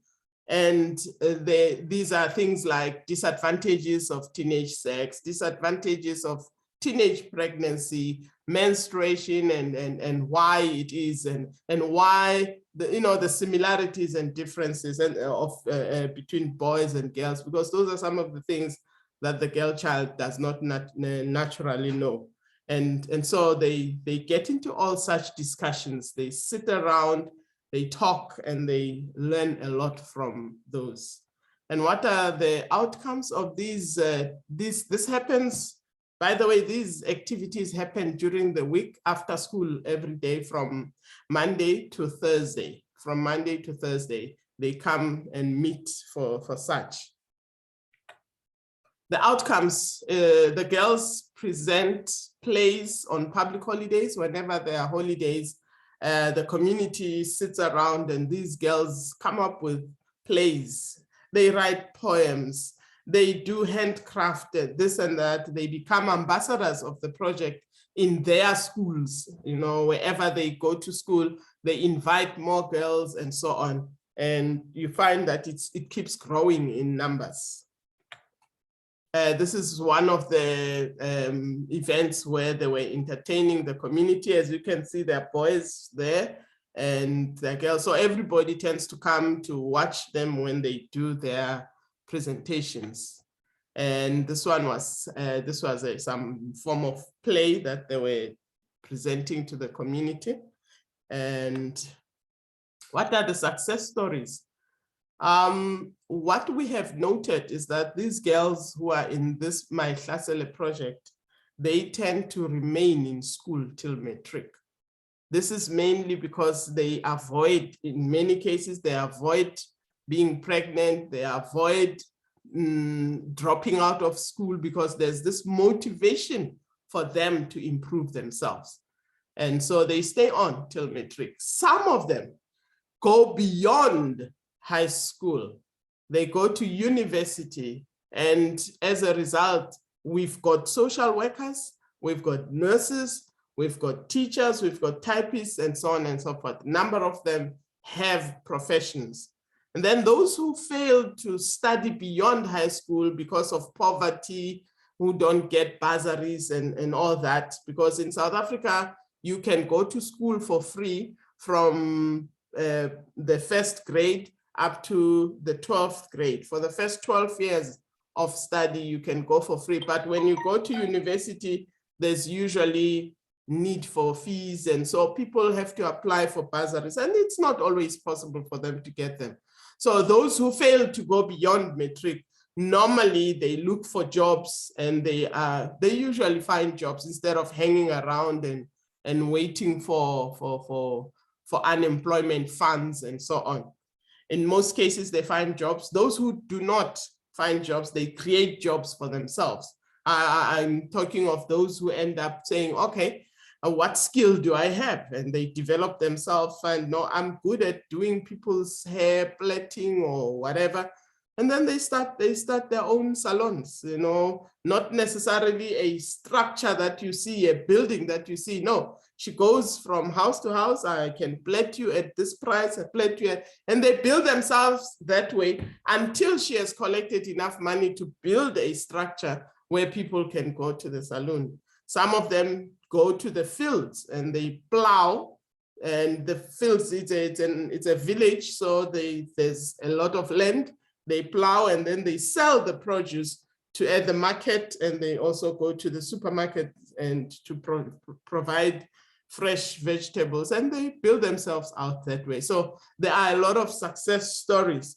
Very recently, there was one who had this is, when I say recently, I mean in October 2021.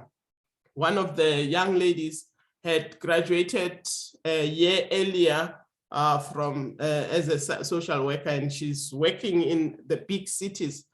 She then teamed up with her friends who are not from Botshabelo district, who are not from Mpumalanga, who are from other parts of the country. And they went there she wanted to meet the girls who were there. She wanted to meet the people at her former school. And she gave out gifts. She gave out sanitary pads. She gave out books. She gave out a lot of things that they had collected over a period of time. So there are a lot of success stories. Focus, the project aims at changing the mindset of a girl child. I've heard this from the first presenters and the second presenter. They are all talking about the changing of the mindset, even though they used different words. But I would like to say all of us are concerned about the way of thinking of the girl child.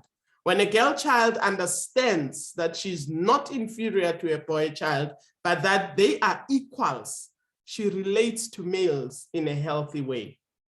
When the self-esteem of a girl child is intact, she stands up to do things for herself, and she can even be of help to others. She does not become a liability, because one of the major causes of GBV is that when the man feels overwhelmed because he has to be providing for this woman who never has anything, then he ends up using her as a punching bag or something like that, and starts beating her up.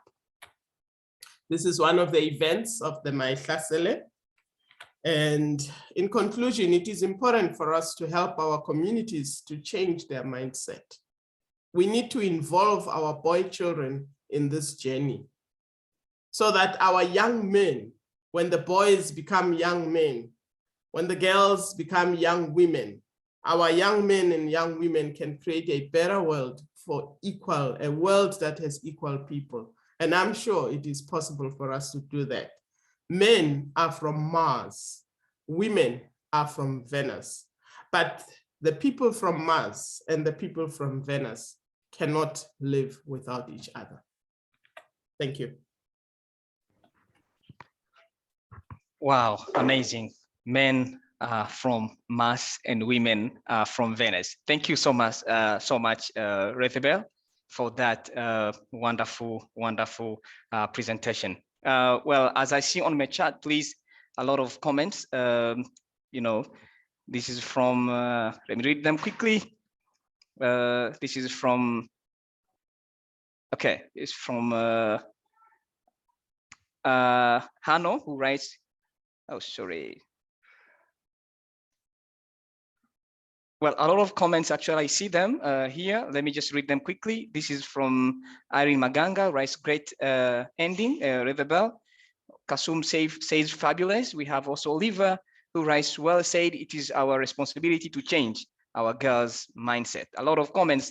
And I see also a lot of fans on my Facebook live page writing a lot of comments.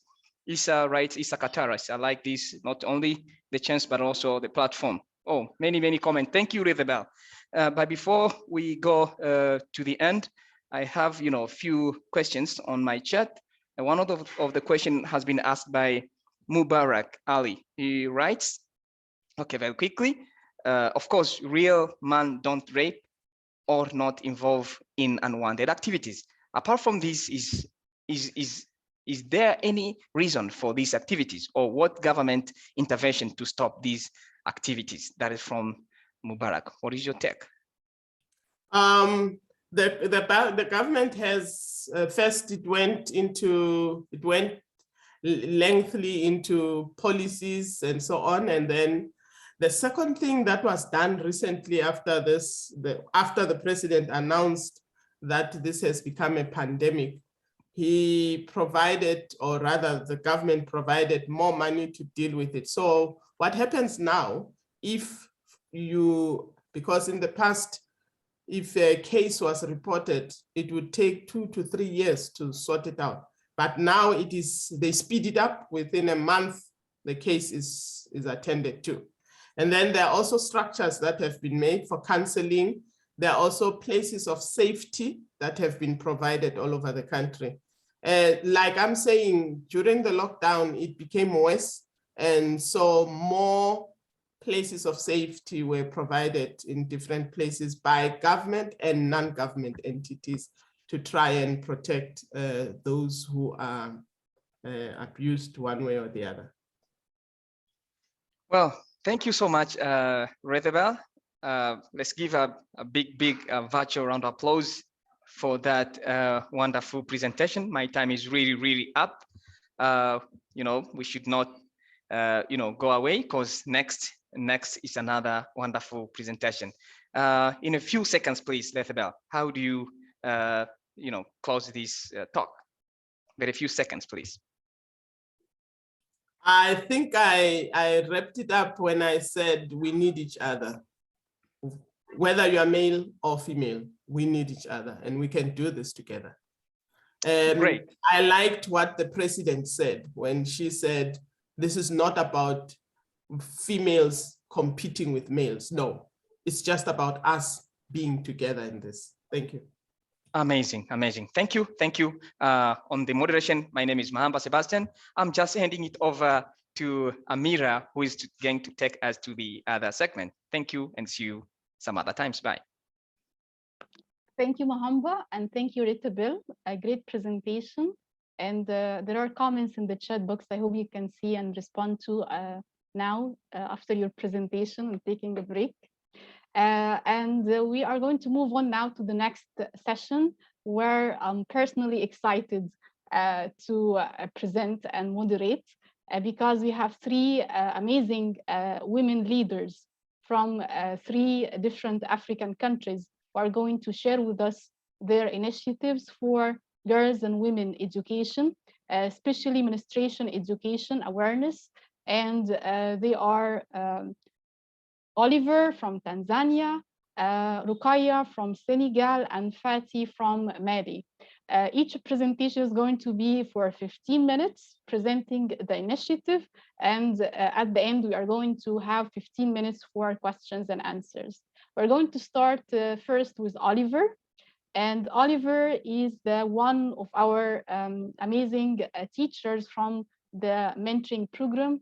She joined the program last year to learn the presentation and proposal writing skills. She was already a leader in her community, being the headmistress of her school. She is doing a great job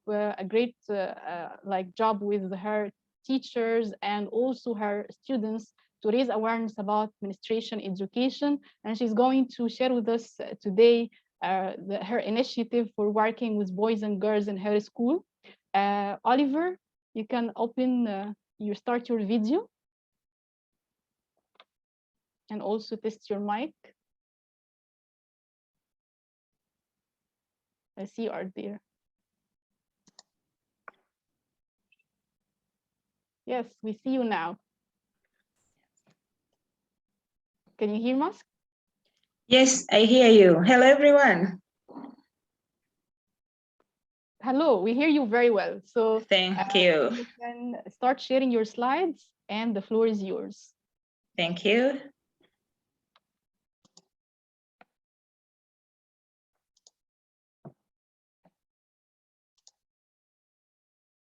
Can you see my slides, Amira? Not yet.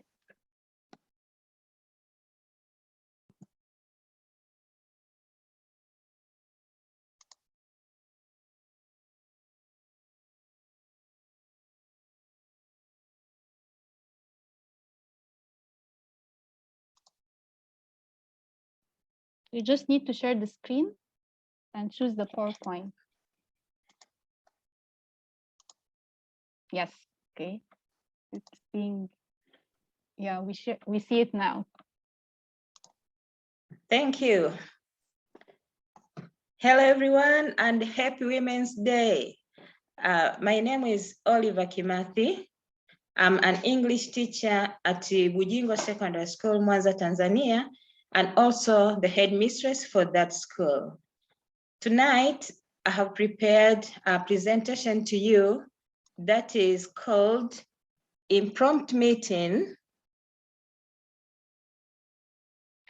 that revealed girls and tapped the potentials, creating future leaders. Okay.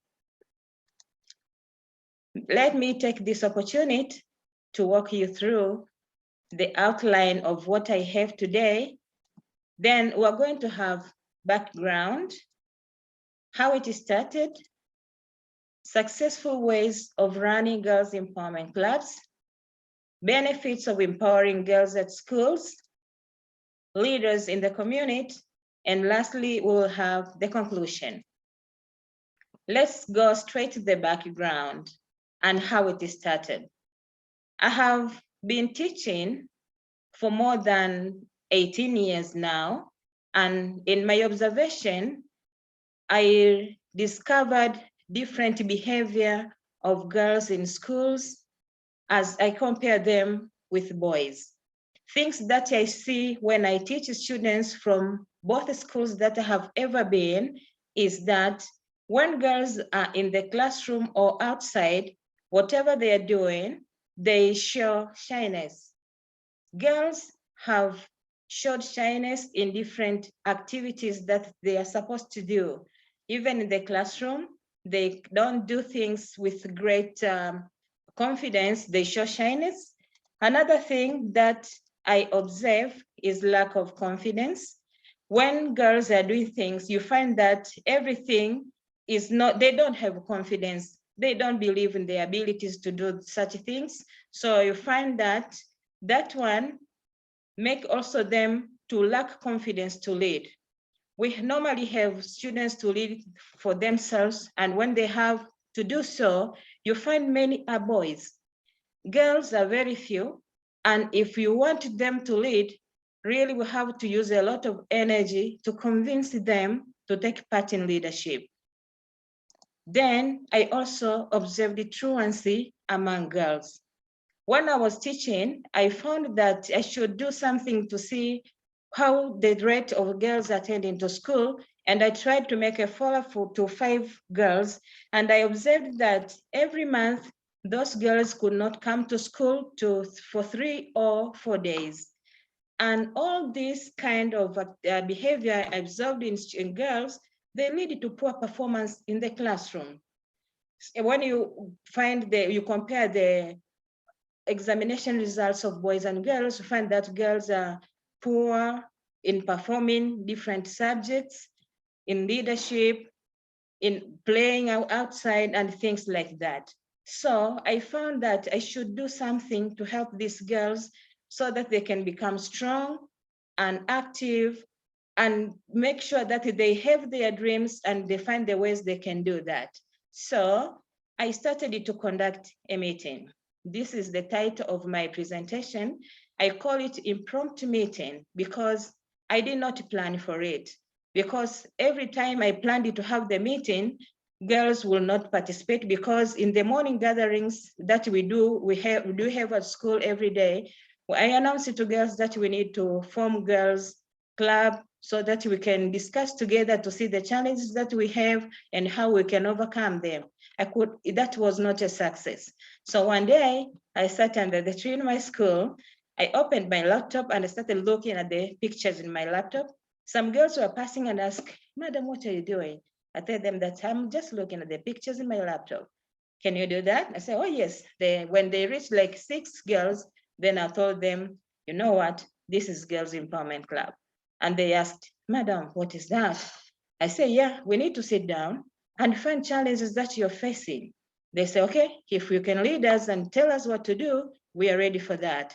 So I told them we should discuss challenges they're facing in education.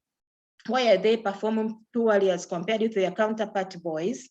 Leadership, early pregnancy, and that was the great challenge to many girls in all schools that I have ever been.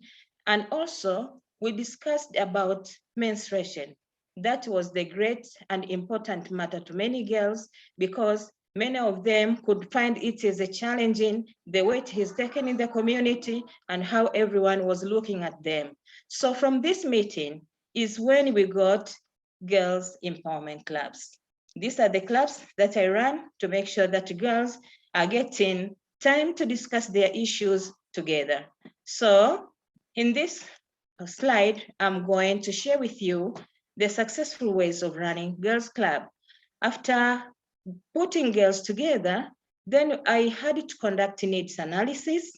And in that meeting, girls were to share the challenges. I wanted them to write down what are their challenges, what are their needs, what their strengths, role of the parents, what they know, and what they want to know. Here, when I mention role of parents, I mean the role of cultures.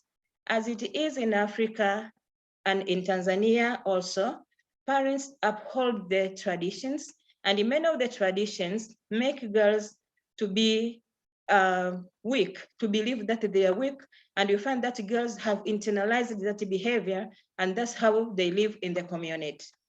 Then, when we were with the girls, I find they should get some resources that they can rely on. You see this picture here? Girls are reading stories from women leaders. I was surprised to find that women have started to be leaders before colonialism, during colonialism, and after that. So they read these stories, they understand, oh, so women are also leaders for many years. They can also become leaders. And also another advantage for them in our country now, our president is a female. So I take it as a point of inspiration for girls to make sure that to study very hard and believe in themselves that they can become what they want if they have determination and the aim or focus to do that. Another point, I found it is important when I was working with girls. I found it is very important to involve boys in girls' club. As you can see in this picture, I have a girl here and a boy. They are holding the resource books that they read in the club, and they are working together. They share ideas and things on how they can solve the challenge they are getting together. Another way of maintaining this club is to make sure that you make it to become beneficial to them. Like here, we are going to see the benefits of running these clubs at the schools. You can see these pictures here. These are girls, the students, and this is the group of teachers. They are assisting these girls to learn new skills in life like cooking. They are making detergents. With these detergents, we use them at school to clean our washrooms, and also they sell to the nearby community, people when they need them, so that they can get money that we use it to keep on making other things for their club. They also conserve the environment in the school. You can find that in the girls' club, girls have agreed to plant trees that we use at the school. They make the school to become beautiful and greener. And also they use these trees to study outside and also to rest during extracurricular activities. In the next slide, I'm going to show you the girls and boys making detergents. So you can see this group of girls here, they are just stirring up the soap that we use to clean our environment. And not only girls, also, as I said, we involve boys. This is a boy also. They're in the process of making detergent that we use at school and to sell to the neighborhood. Another benefit that girls get when they're in this group, they learn new life skills like making cakes. Cake is not a common food in our country, but it is widely used in birthdays, graduations, and a wedding. So if a girl can learn this skill, it will help her after school, and it will create kind of employment for them if they want to get this government employment. So we are promoting kind of self-employment just by being at school.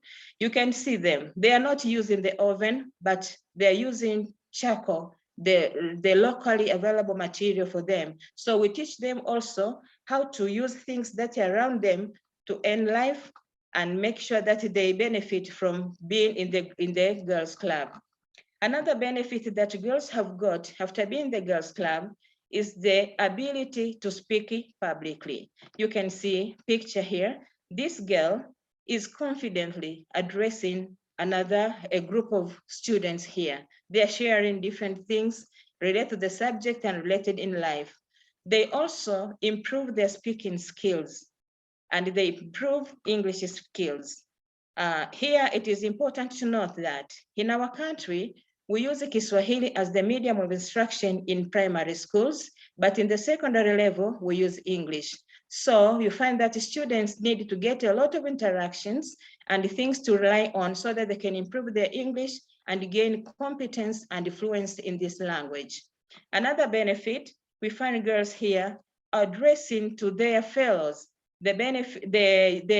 about menstruation and the reusable sanitary pads. They talk about the benefits of these menstrual pads to themselves. They are reusable, they are made, and the students can use them for more years if they are careful and keep them well. So these reusable pads, they are friendly to the environment because girls can use them and reuse and reuse, and also they're important to girls. As I talked to them after introducing these reusable sanitary pads, many of them had positive comments that they are nice, they are not itchy, and they can sustain them to stay at school for longer hours. And also, these are important to the families because in the family level, just like the way other presenters said, menstruation is taken as something like a curse to girls and women. So it is something people should not know. It has to be held as a secret to a girl and something the family should not spend money on that. But in the real sense, it's the responsibility of everyone to make sure that the girls are getting things that can support them so that they can reach their dreams in education and success in life as well. And also, these meetings have helped them to break the taboo that is grounded under menstruation. That's something it's about all for female, and the male is not their responsibility. Okay, in this picture here, I have decided to share the close-up picture of the sanitary pads, reusable one that we use. You can find that this is the ekitenge, known in Kiswahili, and this is something we call it a wing. It looks like these parts from the shops, and this is a piece of cloth. In between here, we put more layers, and when you fold, it will get something like this. Then a girl has to insert it here. We have things like little pocket here, and they have to insert them, and they have to use the pressing studs to fasten it under their knickers so that they can just move freely and stay in the school. Another benefit is teamwork. As I said, in our club, we work with boys and girls. Here is a boy and these are girls. They're working together. They identify challenges that they are facing. They find solutions together. They increase their creativity because most of the time they use the things that are surrounding them to better their life and their circumstances. And as I said also, they improve their English skills as they are working together because most of the time I encourage them to organize things like skits. They do dramatization, they use that English language, and you find that their language skills are growing from day to day. Then they have created awareness. In the beginning, when I started Girls Club, girls could not even talk of menstruation in front of the people or talk of sanitary pads. But after being in the clubs, you can see them here. They are holding the kids up confidently and happily. They increase their communication between themselves and to other members in the community. They are now leaders. Girls compete for leadership just like boys. They do many things. They share their resources together, and the academic achievement of girls is growing from day to day. I have a very good example here. I have been working with different schools, and one of the schools, when I joined there, girls had not scored Division 1, the national examinations. But after establishing Girls Club, like 2 to 3 years working together, that's the end of the year examination, we got 3 girls. And last year, 2 girls. So you find that things are changing and now everyone is working with them. And when I involve boys, boys come to the clubs and they talk to girls and they share their experience and how they can work together. So you find when a boy comes to the club, they motivate the other boys to come. So the number of boys is increasing and really they're working together, and it's the great idea that I love. Then here we have leaders in the community. In this slide, I'm sharing the success of girls. These students went to the nearby university where it was the English consortium that consisted of 6 countries in East Africa. They had their booth there to share the success of Girls Club. You can find, these are the resource books that they use, and these are the menstrual pads, and here they're drawing different pictures that they shared with the audience in that meeting. So you find that it's kind of motivation to them, and because they are working with the university students, it's also inspiring them to study very hard and join university in future. Now I'm going to the conclusion. I'm going to read it. Empowering girls at schools makes sense because girls fight for their education. And 62% of girls are out of school due to various reasons. And this is according to Tanya Liston 2017. According to CIA Fact Book 2018, women compose half of the population in the world. So I thought that empowering girls is strengthening economies. Let me share with you the picture of the first Girls Empowerment Club that I established. Many of them are in the university. I communicate with them. They have established the Girls Empowerment Clubs. They come back to school where I am to inspire and motivate the students to keep on being in the clubs. They are cascading their knowledge. So this is a success strategy I'm using, and I have seen the benefit of working with girls through Girls Empowerment Clubs. Thank you for your time. This is my contact address. You can contact me if you have anything. I welcome your questions, your ideas, and the contributions. Happy International Women's Day. Thank you.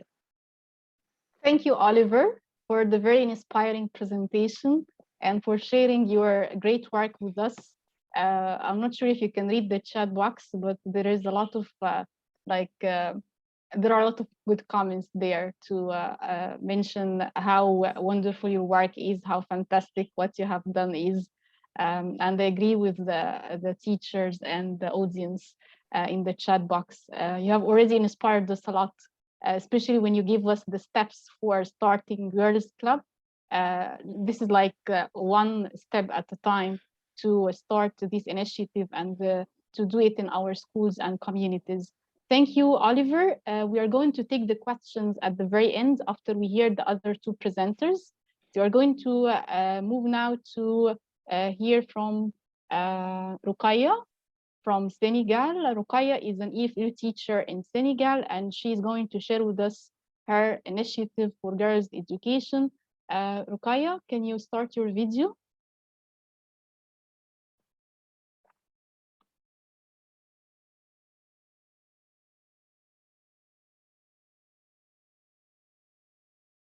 Okay, you are muted.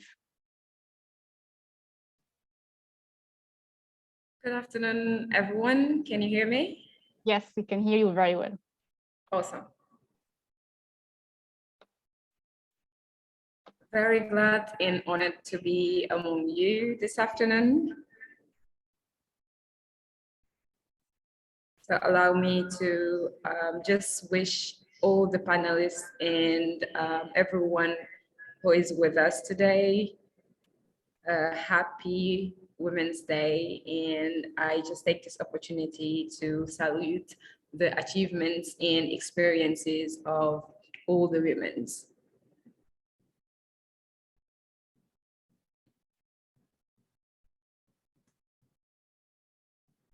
All right, can you see my screen? Yes. Right. So let's dig right into it. It's going to take a few minutes for me to slide share mode. All right. So there you have it. So I'm just going to share with you an initiative that was actually just one of the presenters of this topic. So it was with Hasum, who is actually here with us today, and with another colleague. So our topic was engaging in girls' menstrual hygiene and okay, sorry about that. Right, so it's a video of my students singing a song called I Am Special. So like I said, our topic was engaging in girls' menstrual hygiene management for inclusive education. Real quickly, the song says, I am special if you look.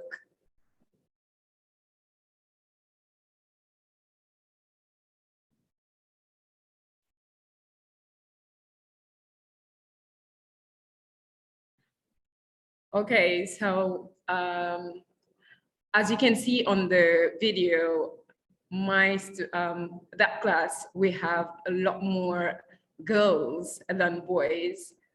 And you will see why the reason why we actually went on having this initiative. So the outcome of this session is just to, this was actually the outcome that we expected when we first presented this, this initiative. It was just to discuss and identify, analyze, and use strategies to help better care for menstruation hygiene management.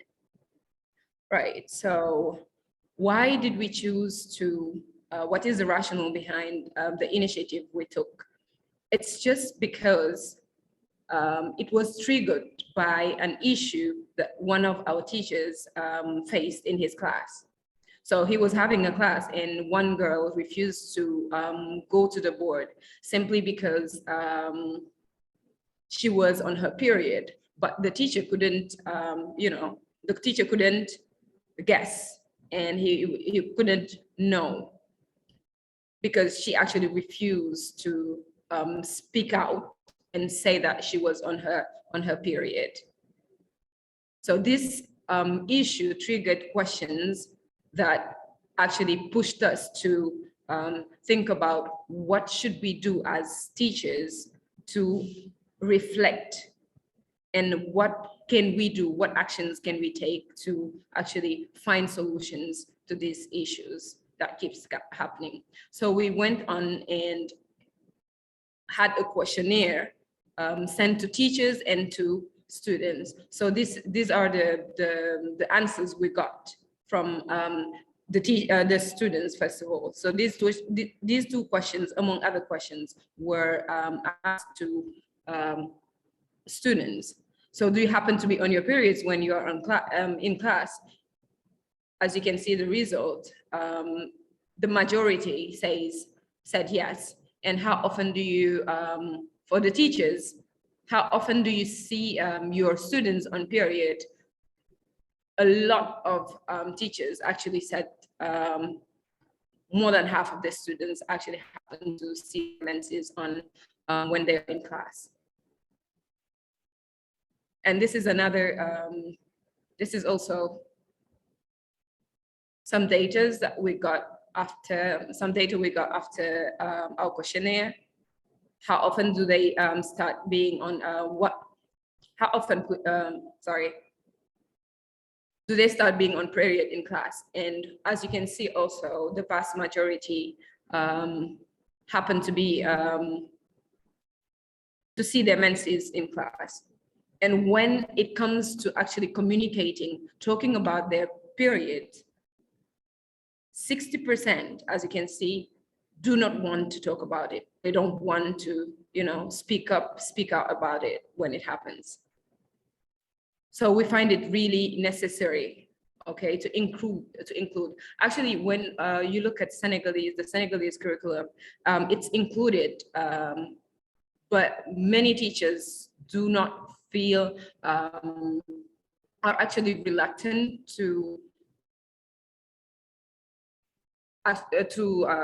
they're actually reluctant to engage in it for different reasons. So as you can see, 76 of the girls see their menses when they're in class, and it makes them go through so many different emotions and feelings. Like they feel ashamed, they are embarrassed, they are uncomfortable when they see their menses. So these are the reasons why we actually said that we need to do something about it. And in our school, I don't know if it's the word is too much, but we have more male teachers than female teachers. And when we collected data from the teachers as well, it was really shocking to see that many of them do not know much about the menstrual cycle.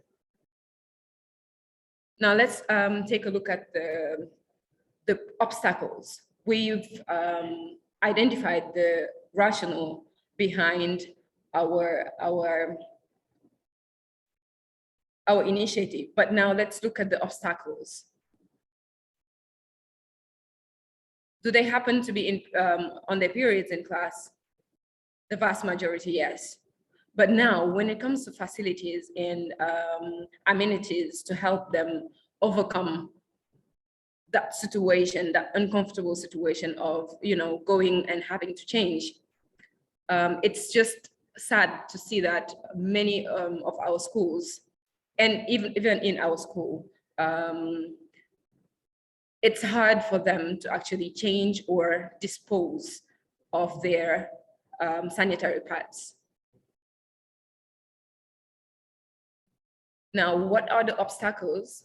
It's simply, here in Senegal, it's, and mainly in Africa in general, it's like Oliver just said, it's a taboo for young girls to actually talk about their periods, okay? It's very sensitive for them to communicate about it. And some of them, for them to actually take care of actually their menstrual hygiene, they don't have the necessary information. They lack awareness to actually take care of themselves when they are on that sensitive period. And there is also, like I said earlier, the lack of amenities, the lack of facilities. In some schools, there are not even toilets. So there's no water, there's no soap for them to actually, wash themselves afterwards when they want to change. Now let's talk about the impact. Oliver actually talked about it. It's absenteeism. They miss many classes. They even miss tests. And sometimes in some schools, they don't have an opportunity to have a catch-up sessions for the lessons they missed, and also catch-up test papers if they miss some of them. And another one is because they are mocked, and all the previous presenters talked about it. There is this feeling of embarrassment and demotivation because they miss so many days, and it affects their performance, their school performance. And some people even end up dropping out of school. So I'm just going to go real quick. We just said that we need to do something about it as teachers. Like Amira said, the leadership, the teacher leadership comes in. This is where it kicks in. Now, we just said that we need to actually do something about it. And then we looked for partners to train teachers on menstrual hygiene. And then we also decided to involve more teachers to discuss this issue at school with the management of the school, and also to involve other club leaders. We also recommended that they check the attendance to know who misses classes monthly in order to actually help those girls catch up. And we also worked out on a lesson plan that we shared, because this presentation was shared at the National Convention, and it was on the theme of integrating CLIL, content language integrated learning. So here is the lesson that we designed and the objectives of the lesson, just to help the students, because in Senegal we speak French. So English is either your LV1, like the second language you are taught after French.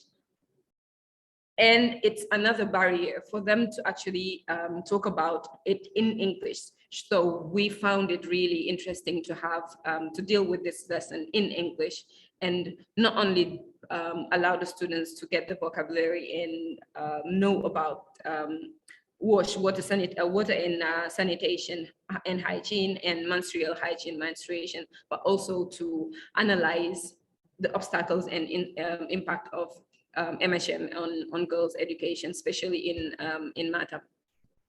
So here is one of the activities that we had. And now to dig in right into the actions we took, we started with, like I said, the National Convention, that is an annual event. So we presented about engaging in girls' menstrual hygiene for inclusive education. And here you can see Hasum, myself, and our other colleague, Fatima Tokoto. We were the three of us presented on it. And then the second thing that we did is we had with the students, we organized a panel with our students on how to break the silence and communicate without taboo on the theme of menstrual hygiene management at school. And then the other thing, and here you can see the pictures of the panel. We had many stakeholders join us, the academy, the youth service, the gender bureau of the inspection. Our vice head is a female, and she was really supportive of this initiative. And you can see the students were really, really interested in this panel to just get more information. And you can see as well one of the students' representative giving a speech to her peers, and another she is one of the students, and she was trained to speak about menstrual hygiene and how to take care of the sanitary pads, the reusable sanitary pads. And Hasum and I and our other colleague, Fatumata, we started a fundraising to get 10,000 pads. So far, we've got almost about 1,000 sanitary pads. And we just actually got these ones, like the ones Mrs. Oliver was showing. So these are the reusable pads that we got from a partner. This is one of them. I don't know if you can see them clearly with the, so we've received a pack almost of 250 of these pads, and we have, you can have 3 to 4 pads in one pack. So that's one of, here you can see we've managed to raise 85,000 from CFA, and you can see Hasum who received the donation from one of our other partner. So that's all for tonight. Thank you very much for giving Africa ELTA for giving me this opportunity to share our initiative. Like Oliver said, your contributions and suggestions are welcome. Thank you very much. And happy Women's Day again. Thank you, Rukaya. Thanks for the presentation and sharing your initiative in Senegal. You also inspired us, like Oliver, with your great initiative for girls in your community. We're going to move now to the third presenter tonight, Fatih from Mali, and she's going also to present to us her initiative about girls' education in Mali. Fatih, the floor is yours. Okay, thank you, Amira. Hello, everyone. I wish to all of you happy feast, happy International Women's Day. Okay. Yeah.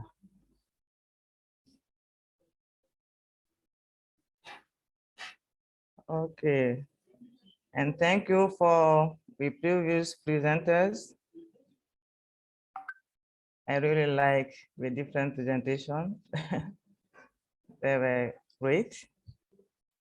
Now let's try to share my. Oh, okay, it's coming.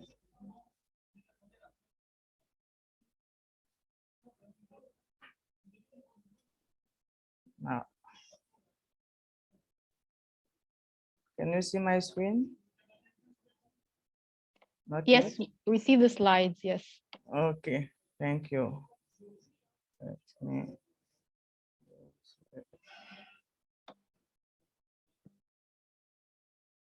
Okay, thank you.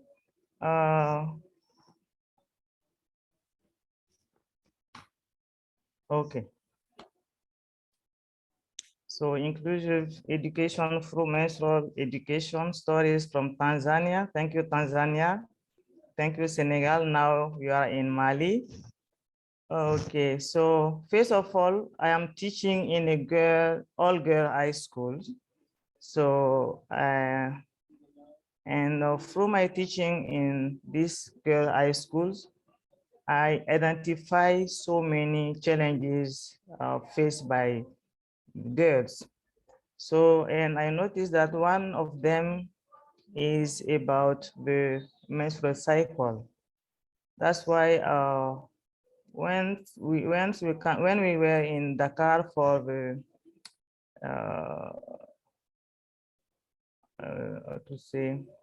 for a meeting before West African teacher associations, when Linda proposed us to talk about global issues, this is the first thing that comes in my mind: the lack of information about menstrual cycle.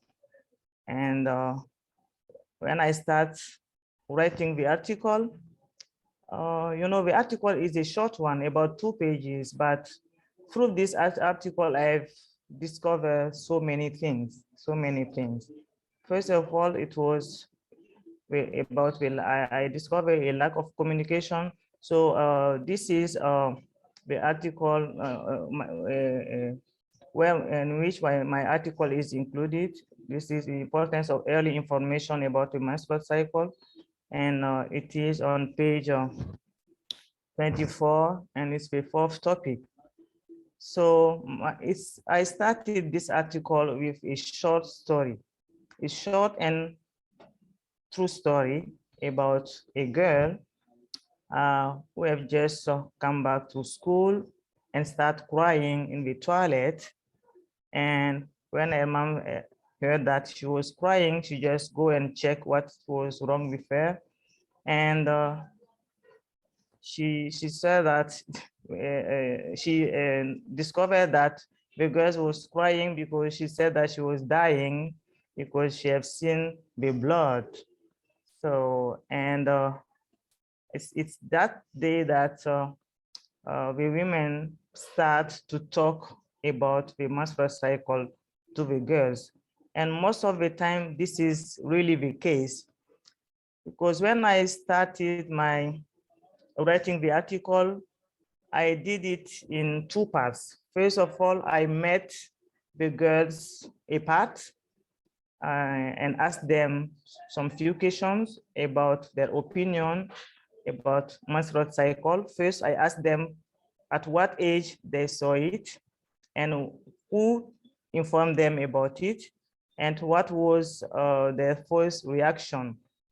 And out of 100 girls, among 100 girls, only 2 were informed about it, but by their sisters, not their moms. Okay, so this is one of the picture of them talking about it. And after that, I talked to the moms, because we have some groups of women we met on Saturdays or Sundays in the afternoon. And sometimes we discuss about some issues. And that day I brought this in the meeting to know their opinion about it. And I have noticed that even among us who went to school, we don't talk about it. It's like a taboo in our countries. It's only when the girls start with it that we talk about it. And I noticed that this can be a kind of difficulties for them. So during my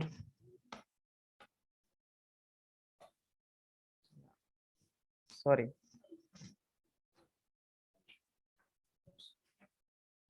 Okay, so this is the group of women. We met every Saturday at 5 p.m. While discussing about it, I've noticed that 2 women didn't even know that their daughter starts seeing it, because when they saw it, they just hide it and talk to their friends. And that day she said that my girl started seeing it 1 year and I was not informed about that. I said, what? This can be a problem. For example, if she talk about it to someone who don't know much about it, they can misinform your daughter. And at that time she said, you're right. From now on, I will start talking about it. And we really discussed a lot about it. And I informed them that they have to start talking about it before the girls see it, because this can prepare them for that. Just tell them, one day something will happen to you. Don't panic, just come to me and I will explain you what it is. So, and my article ends with this poem. This is for mothers, and this poem also can be used in our English clubs, for example. To we can take some vocabularies and try to explain them to the girls, like menstrual cycles, like pregnancy. You see? Okay, and through this poem, I had a kind of project in mind, but I didn't know where to start and how to start. And I said, why not wait for March the 8th and start doing something?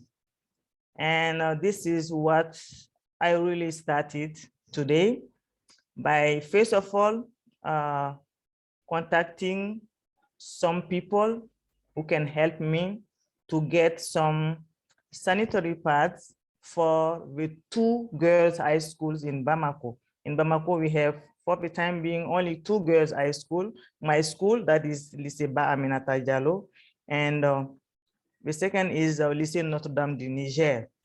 So when I send the letters to some partners, to some people, one of them was a pharmacist who really helped us with many pads. And today, in the morning, after talking about my article, we just gave the pads to the 2 girls' high school. So the first one here, we have in the first picture, this is a symbolic donation to Lycée Notre Dame du Niger. So in this part, this is about, we have about 30 boxes. So 50 for each school. This was for Lycée Notre Dame du Niger, and this for Lycée Ba Aminata Diallo. Here we have the principal and the girls. They were so happy to receive. And also there were some that we give to the girls one by one during the ceremony. Okay, so these are the pictures of today. And also we have an English club there at Elbad who really performed a sketch about the subject. And when last time when I was talking about my article, there are 2 teachers of art in my schools, and who told me, why not use it and do a sketch? And she proposed it to the English clubs. And today, the students really performed the sketch that really was a kind of sensitization for either girls and moms about menstrual cycle. And they perform it in Bamara, in a local language, so that everyone can understand. So this is for the activities today. And it's a kind of start for me, because there are so many high schools and so many girls need these sanitary pads. But I said that I will start by the 2 girls' high schools first. And in the future, we are going to include the other high schools. So it was a start, and we hope that for next time we can get more. And the principals were really very happy with the initiative. She even proposed to have a conference about the subject, because she find it very important and very interesting for girls' high schools. And she said that for next time, she is going to invite all the teachers to attend it because we all need it. And also I contacted another structure. I talked with them. They are doing it with sanitary pads locally, but I really found it late. So I talked with her and I said that next time we are going to do a kind of conference together. And she said that she's going to train even girls on how to do the sanitary pads locally. Yeah, this is what I have to say about my project. It's a small one, but I hope that it will be a bigger one next time. Thank you, Amina. Thank you, Fatty. It's a very inspiring initiative, and I like that you are very persistent. You have been thinking about it since a long time, and you have taken action to start the initiative. So thank you for your great efforts. And just to summarize what our three wonderful presenters shared today, Oliver talked to us about her initiative for spreading awareness about administration education among her boys and girls in her community. And she shared with us the steps for starting girls community and girls club in schools. Her initiative is very sustainable since the students who finish this training also train others and become club leaders later on, which is very inspiring. Ruqayya also shared with us her work and her team for spreading awareness about menstruation education and how she has noticed this as a teacher in her classes and other colleagues' classes, that this can be affecting girls' education and their experience in their schools, which is very important because these are girls who go to school in numbers, but they suffer from certain issues due to their gender. So thank you for addressing this, Ruqayya, and your colleagues. And Fatty has talked to us about her initiative for spreading awareness, acknowledging the gap in knowledge that she found in her community about a girl's issue that is affecting their education as well, and celebrating Women's Day today by taking action in her community to make these bags available for the girls. Wonderful initiatives, and thank you very much for being with us to celebrate your initiatives and also share with us your stories that I'm sure will inspire all of us in our classes with our students. We still have 5 minutes and the chat box is full of wonderful comments about the different presentations. We have a long comment, a long question as well from Mubarak Ali. So I'm going to read it. In order to instill confidence and empower girls and women by promoting safe menstrual health hygiene, can we know the role of the NGOs or the government in, I think, in providing free pads to young girls and women who still lack the resources? Are there any governmental initiatives that you are aware of in your community, in your countries as well, to spread awareness about this topic? And we'll start maybe from Fatty, and then we'll go to Ruqayya and Oliver. Okay, so from what I know is in the girls' high schools, it's only on the girls' high school that they have a kind of budget for the sanitary pads, but not for all the schools, all the high schools. And even for that, it's just for them to, just 1 or 2 for them. It's not enough. So, but for the NGOs, some are doing it, but you have to go back to them. But for me, the first concern should be the Ministry of Education, who should really tell them about it. So, but even if you go to them, they will see that they won't take it seriously, because it's only, I even was about to postpone my activity because I didn't get enough sanitary pads. But it's only lately that, as I told you, a pharmacist who just called me and give me all the pads for the two high schools. Yeah. Thanks, Fatih. Rukaya, maybe like also, I'm curious to know about the reaction of other stakeholders, not necessarily the state or the government like action, but also the parents and the other teachers in your community. What reaction did you get from them after starting your initiative? Thank you very much, Amira, for asking that very interesting and important question.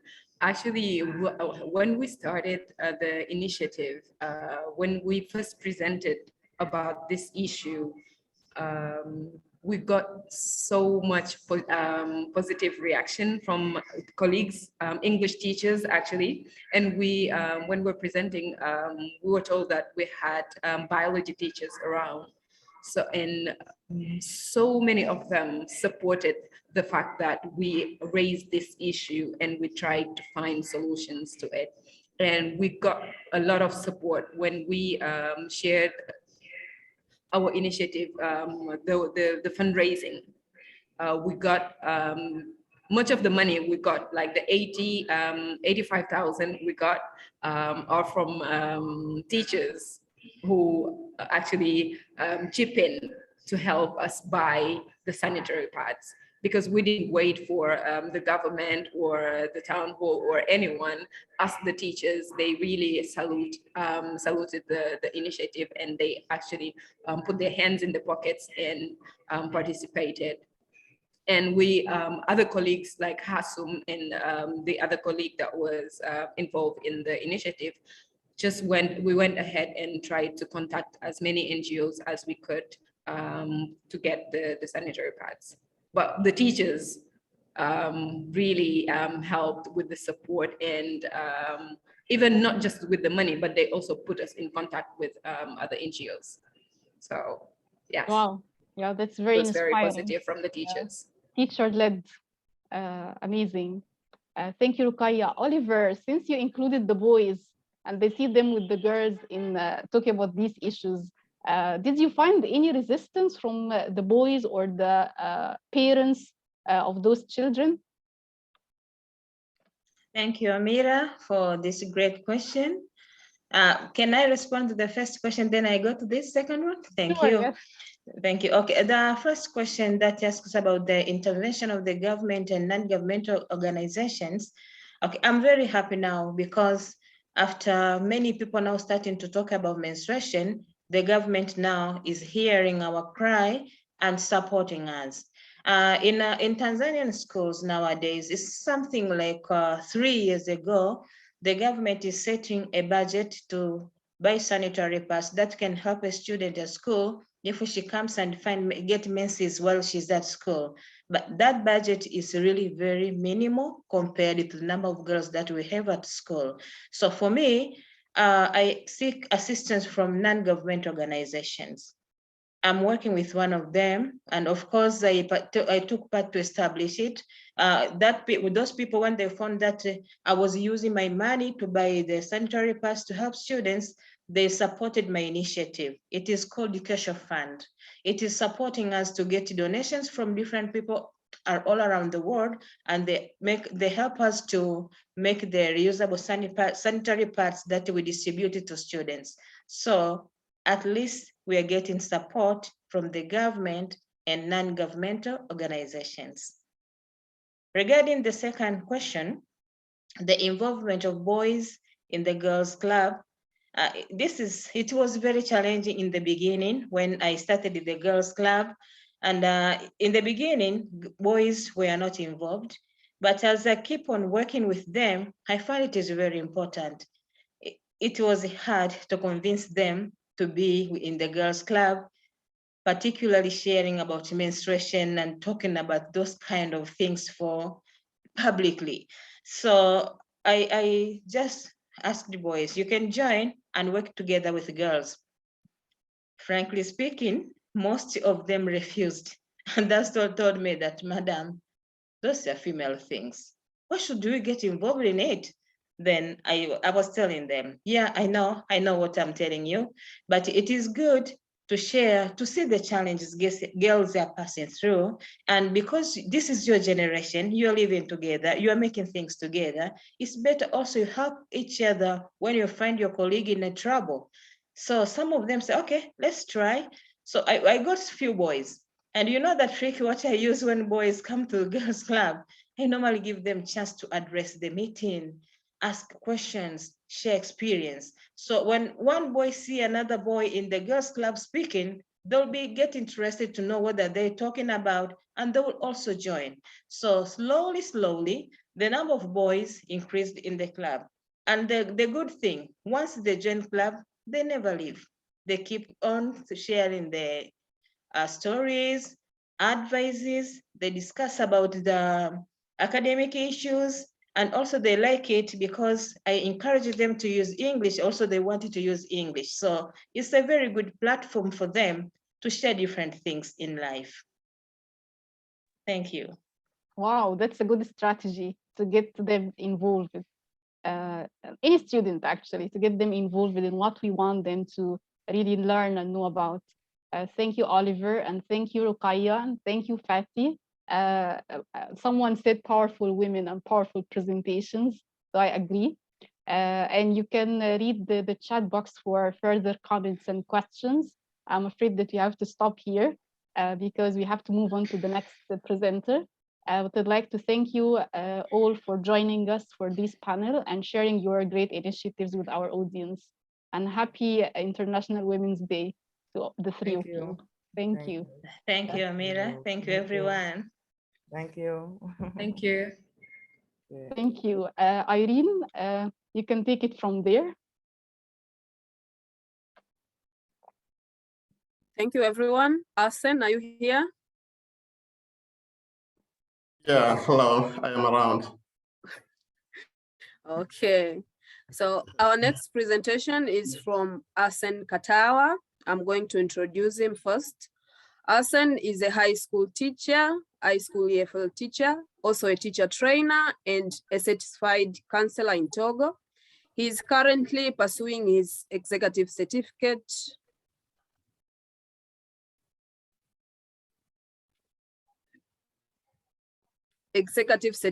program in gender and development at the Graduate Institute of International and Development Studies in Geneva, Switzerland.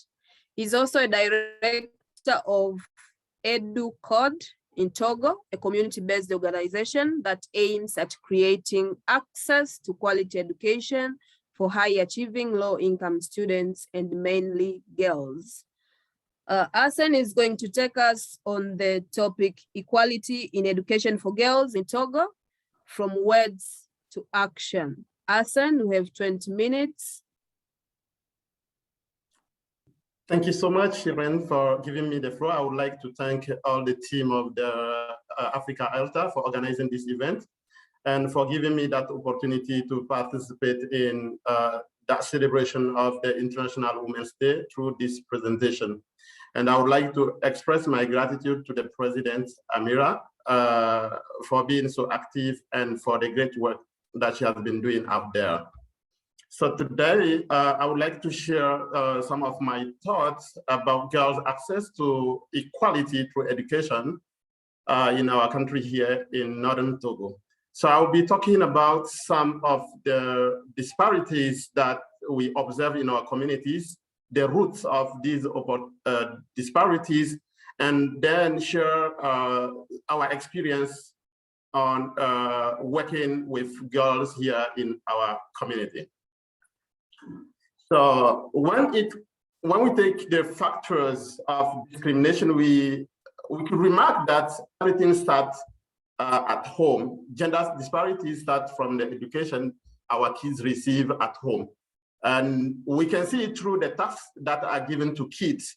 And for those who are based in my communities here, could notice that the work that is given to the girl is different from the one that we give to boys. So the disparity starts from there. And also the way that we talk to kids differs from one to the other. Like the way that the parents are talking to girls is different from the way that they are talking to boys. And this is also being impacted by the type of the parent that the kid is having. If the kid is living in a family where women are dominated, the kid will be carrying that behavior as well at school. So we also have that aspect related to the society, that the norms, the assumptions, or the standard that the society fixes for boys and girls, that make the girl not being able to make great change when it comes to reacting differently. So everyone in the society is expecting to see a certain behavior from the girl.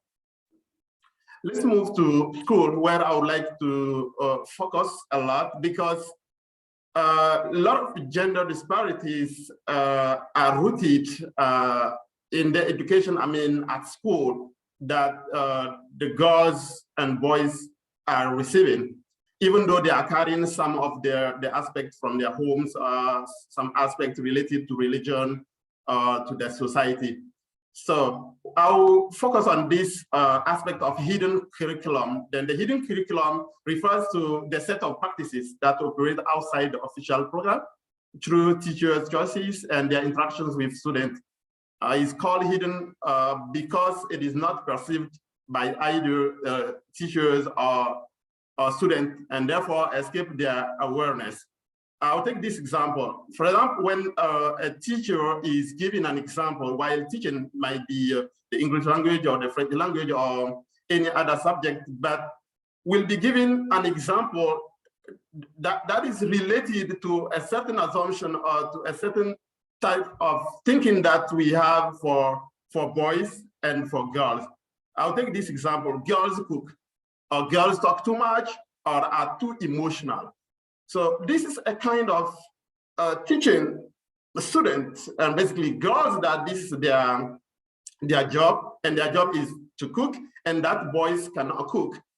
And also it starts even from primary education, where we teach students that Afi, which is a female name that sweeps the compound, and that Balo, which is a female name here, plays football. Then this is restricting the job of the girl to only cooking or doing housework. And then that job of boys, which is like playing and coming back to see the food that is cooked for him to eat. Another thing to consider is the interactions that teachers have with students.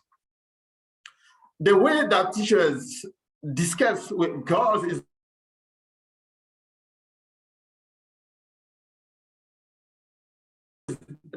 is different from the way that they do it with boys.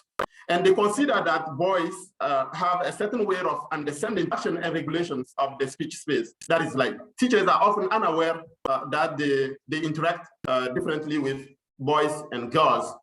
And this also shows us that even the teacher himself may carry some of the aspects that shows that boys are superior to girls, even in the education field.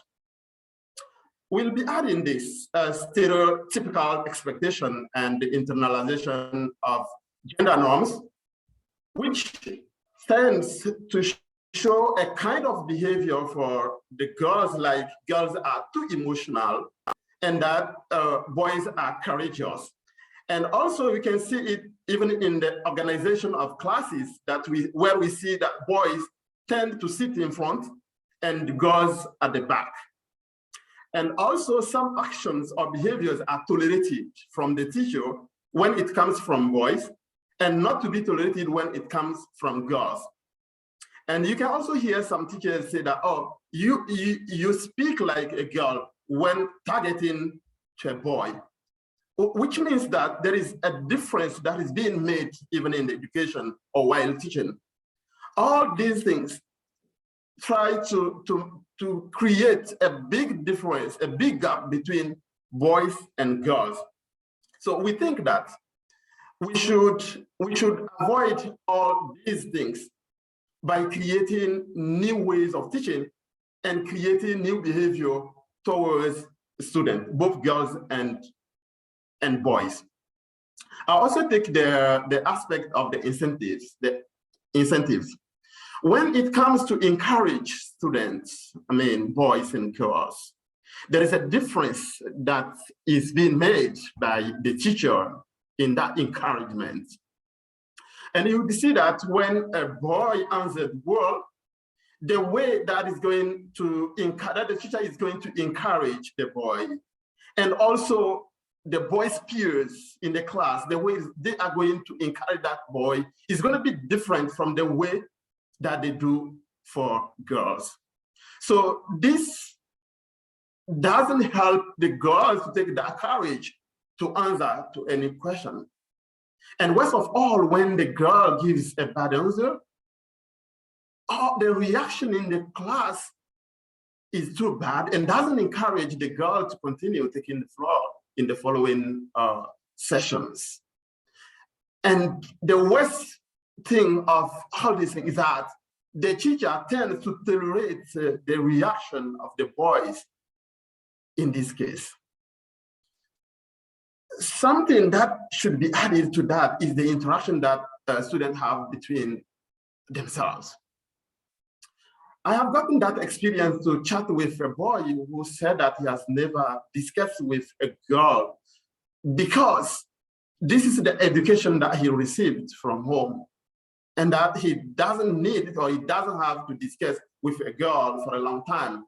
And it looks like being like a girl or lacking courage. And that great interaction should be, we should have great interaction among boys, like among male students, which is a very bad thing. And this has been reinforced by the education at home, religion, and also the burden that the society is having on those female students. We also have activities, gender games, and space occupation. Like there are games that are supposed, according to some people or to teachers or to parents or to the society, that should only be done by boys or girls. I have come to witness this. When boys are on the playing field, playing is not allowed, girls are not allowed to cross or to get in the field. But the boys have that large opportunity and allowance to do what they want. And taking that great aspect related to the textbooks that we use in classes is reinforcing that gap between boys and girls, because there are a lot of textbooks which tend to favor boys or to talk more about boys than girls. So all these aspects are increasing this gap between boys and girls, and we believe that there are a lot of effort that should be made toward that. Teachers should first select texts that are inclusive and also use the language that is including everyone, I mean boys and girls. And also trying to apply the same rules for everyone and not to accept some behaviors like as being the behavior of boys or girls, which is not a good thing and doesn't favor the learning of girls. I would like to talk to you about an initiative that we had here, which is contributing a lot to the empowerment of girls in our communities and in our country, basically in northern Togo, where the education of girls still need to be reinforced because of a lot of things impacting their education. I mean, religion, the assumption that the communities have on girls when it comes to education, poverty, and all the stuff. So the initiative that we have is an organization, is a community-based organization called EDULCO Togo. EDULCO Togo stands for Education, Leadership, and Community Development in Togo. And we are aiming at creating great access to everyone, basically high-achieving, low-income students with a focus on girls. So it is to achieve that goal that we launched a year ago, the Agile Center. The Agile Center is a center that has been built for girls to come and study for free, receive different training sessions, empowerment in different fields. So Agile stands for Adolescent Girls Learning Center. We have this library which is helping girls to learn, get knowledge, become aware of things going around the world, because we assume that if girls do not have access to the knowledge that they need, it's going to be difficult to be aware of what they are supposed to do and who they are, know about themselves, know about their communities, know about their rights. Ignorance is also one of the causes of this gap that we have in between boys and girls. So we've been lucky to get 3 years ago through a project with a friend, 22,000 books, 11,000 books in French and 11,000 books in English to equip libraries all over the country, because we believe that literacy is very important in the development of a country or a community. Apart from the library, we're focusing on STEM programs because in our community, girls are always thought to be not interested in science or not to be made for science, which is a very big difficulty for girls to move forward. And taking into account all the opportunities that we have today related to STEM program or STEM field, we think it is vital to train or introduce girls to this program. And that's why we started that training with them. A week ago, they started a class on climate change, an online class that was given by a university in the United States. And at the end of this program, they will be certified, they will get certificates. They were very excited to use the computer to get that course or to attend that course. Because we need to be motivated, whoever we are, and girls need to be motivated. We have the motivational program with motivational speeches, meeting with female role models who come to talk to girls, share their experience with them. And you can see them here during one session. And the woman who is here is an engineer. And she came to share her experience with them. It helps them be confident and believe that everything is possible for them. Apart from this program, we have the entrepreneurship program. We believe, and we always talk to girls and letting them know, and they themselves discover that to be free, they need to be able to take care of themselves and not to rely on anyone. As in our communities where people think that it's always men who should give money to women. It's always a boy who should give money to girls. So girls understand that they can build their own financial situation by learning how to do things. And they are learning how to make jewelry. Apart from the entrepreneurial activities, we teach them to work in teamwork, through different activities that help them to build great relationships and to understand that unity is strength. And we can achieve higher goals when we are united and when we move together in the same body and helping one another. So there are a lot of activities that they do through games and through some specific sessions that are organized for them. Leadership and public speaking. Girls understand today that getting the floor in public is possible, because this is not the case that we have in classes. For some girls that we have been able to talk to, who shared their experience with us, they said this, the parents said that they shouldn't talk, or they shouldn't be the first people to take the floor in public.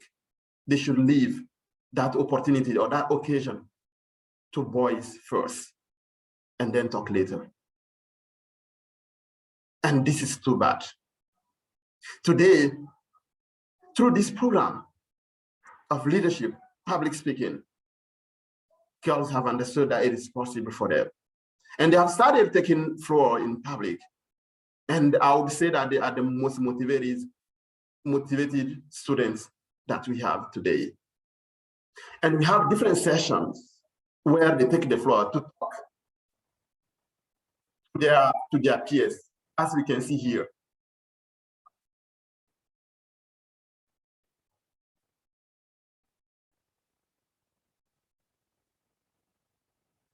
Good. I'm not going to let you listen to the whole video, but this is just an example to show you what girls are capable of doing today with this program and what our aim is when it comes to empowering girls to take the floor in public. And here you can see also a girl being interviewed during a TV program, which came to see activities that we are doing with our organization. We have health and reproduction. I'm not going to talk a lot about that, but they're receiving presentations on that with midwives, volunteers who come to talk to them and teach them. I don't want to talk a lot about that because my friends have already debated on that and gave a lot of details about it. So I'll be moving to the next program, which is the English language program. The English language is very important today as it gives more opportunities to students to study in different countries, to apply for different jobs, to communicate with people around the world. So the English language is being taught in our country in a certain way that learners are not capable of communicating or expressing themselves at the end. And we think that we should bring change in the teaching of that language. And that change should start with girls and boys as well, because boys participate in this program. So we have been organizing the English speech contest for 6 years now. The 6th edition is going to take place next week on Saturday. And we'll be gathering final scores around different topics that are going to be chosen by the members of the jury. And today, we have various students who come top when it comes to talk about the performance in the English language here in our community. Some of the results that we had resulting from all the activities and the programs are including the high academic performance of girls who are being top of their classes, top in different programs. Girls today have access to higher education with great scholarship. We also have a scholar access program. The scholar access program is supporting high achieving students in their transition to higher education. And they could remark that access to education is completely good for girls in primary school.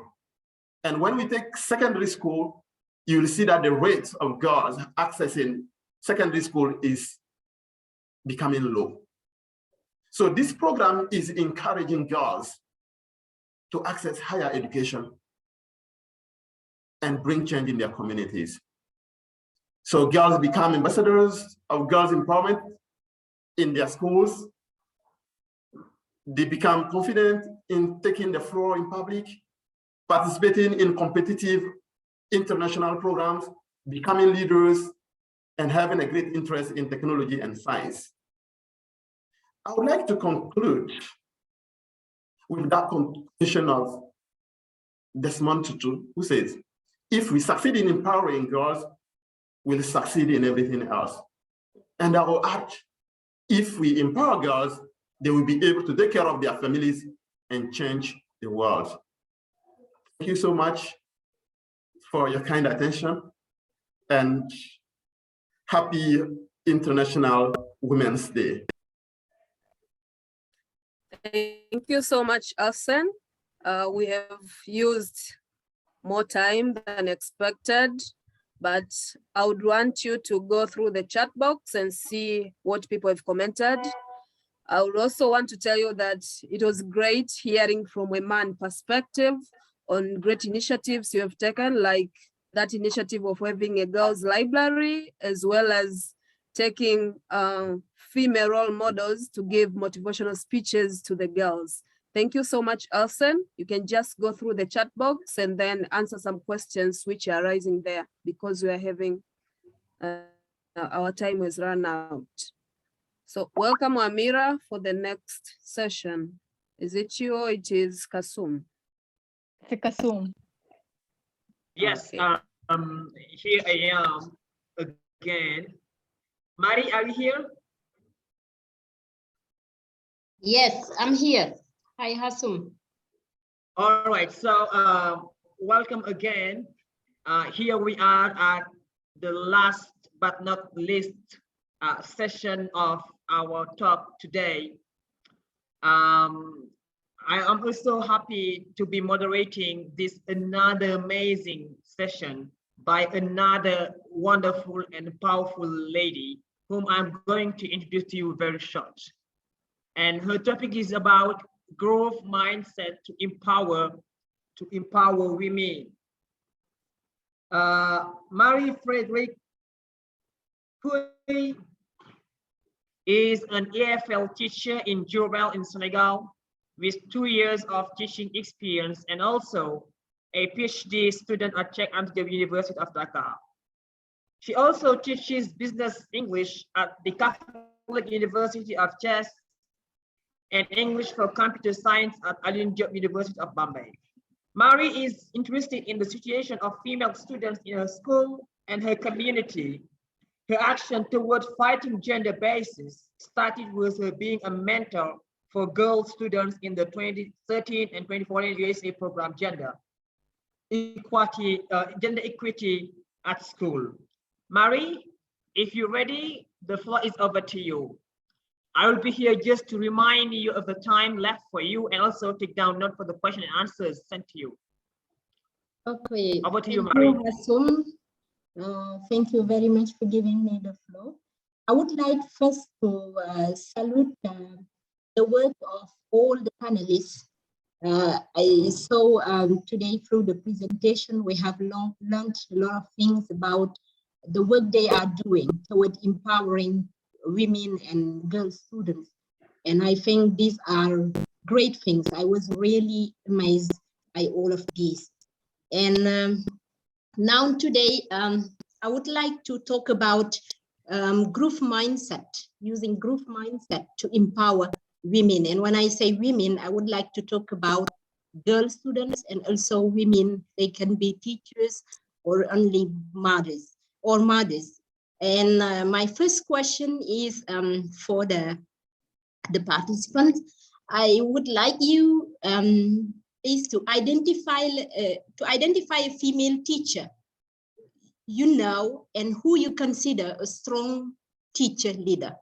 So I will invite you just to write your answers or your comments in the chat box.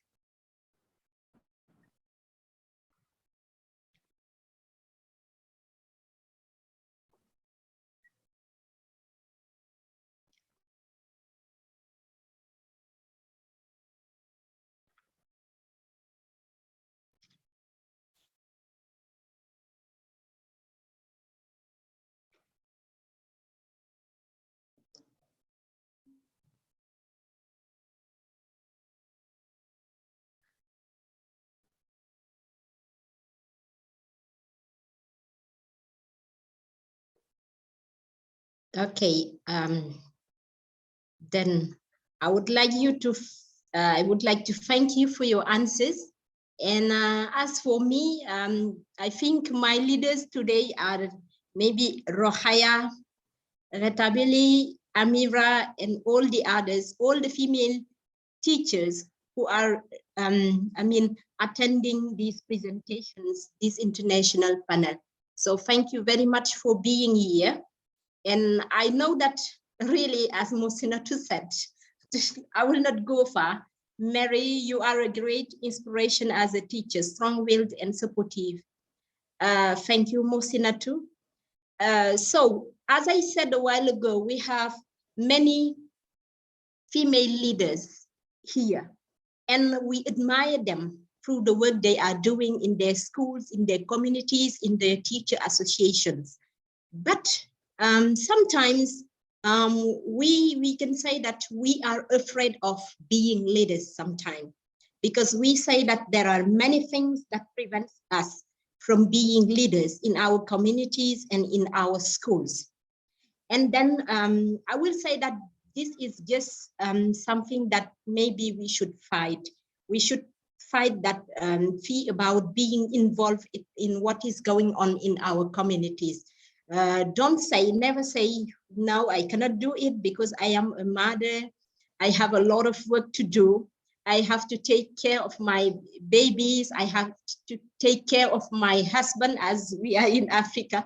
And I have also to study. So that's impossible for me to be involved in professional development activities or to like to run for positions in our teacher associations or in our schools or communities. I will say that this is a kind of fixed mindset that we should fight.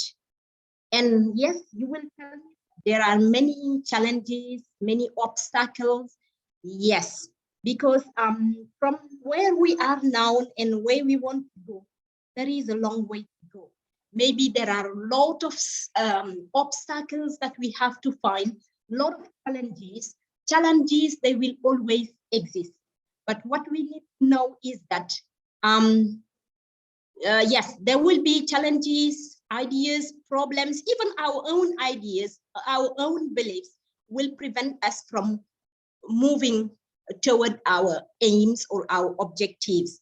But what I can say is that what is important here is to overcome the mental challenges. That's why I said it was important for me today to share with all the teachers of English, and especially women, to share with them, my belief and what I believe in, and what is my strength for going, forward and then being involved in many things. And I will say that we always have a choice. Yes, sometimes we can have maybe many challenges. We can face many challenges as women, as teachers. But we can say that I have a choice to change this. Yes, I can change this. And that is important, even to like inspire our students to think the same way we are doing.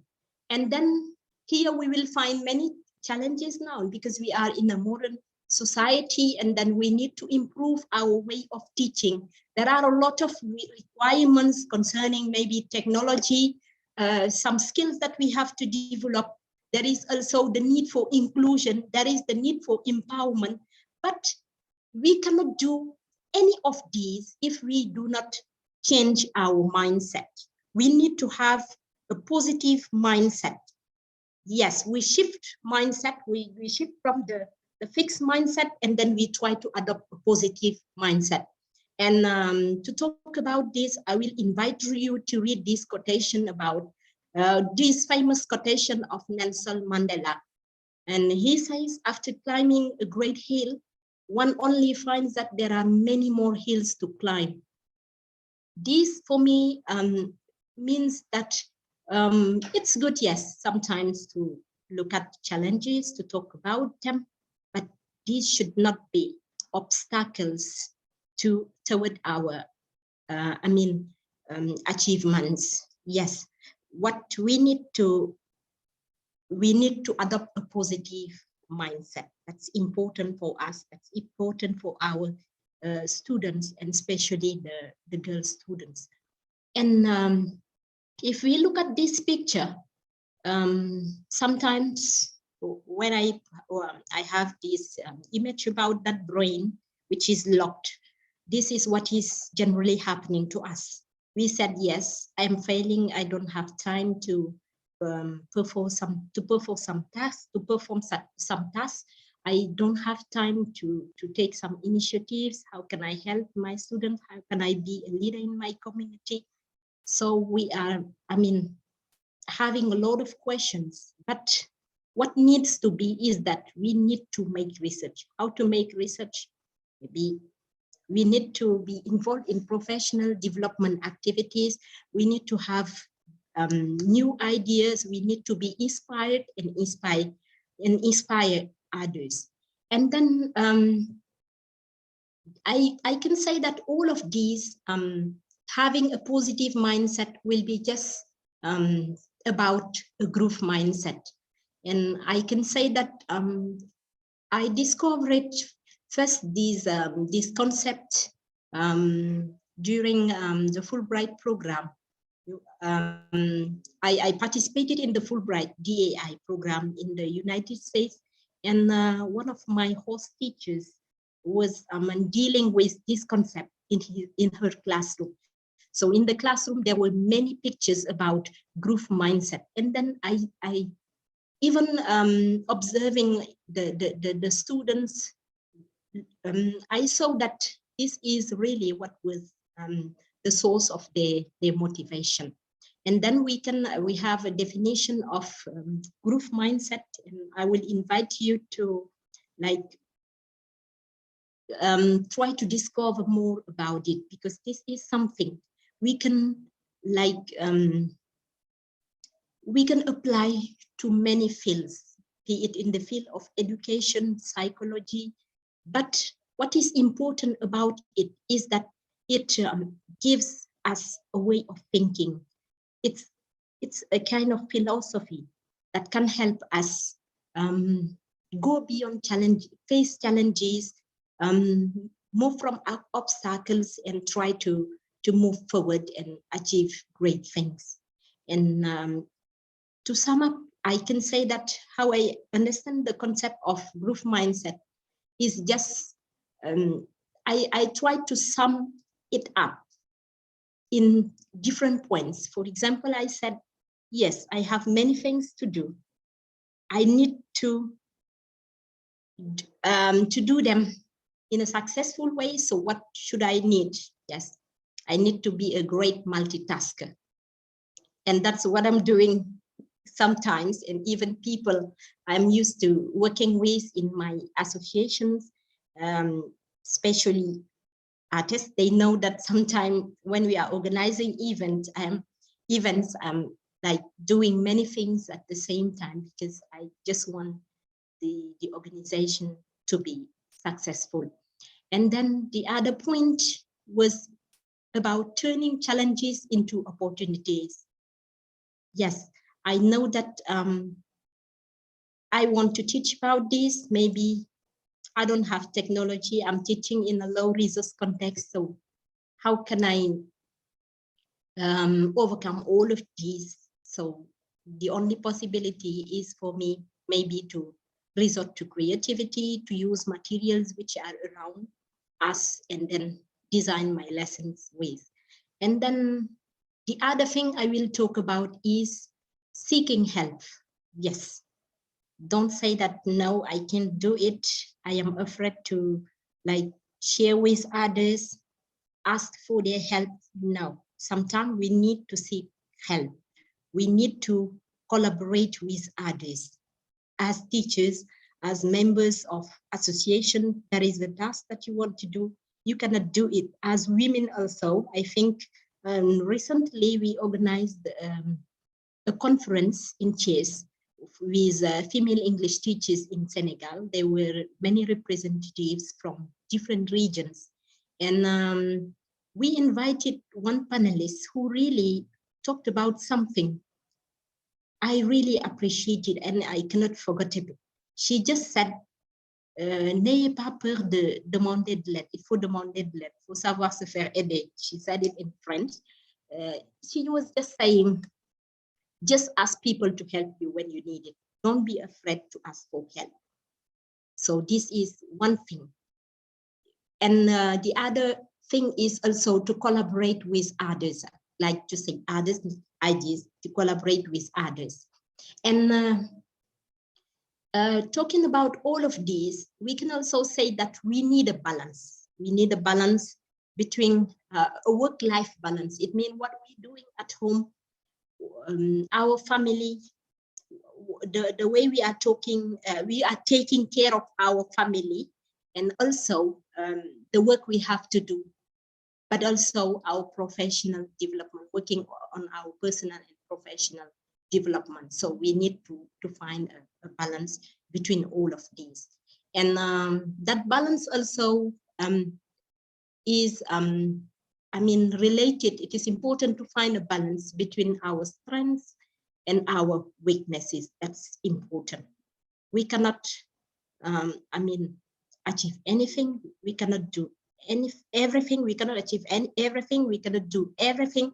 But at least what is important is to start small.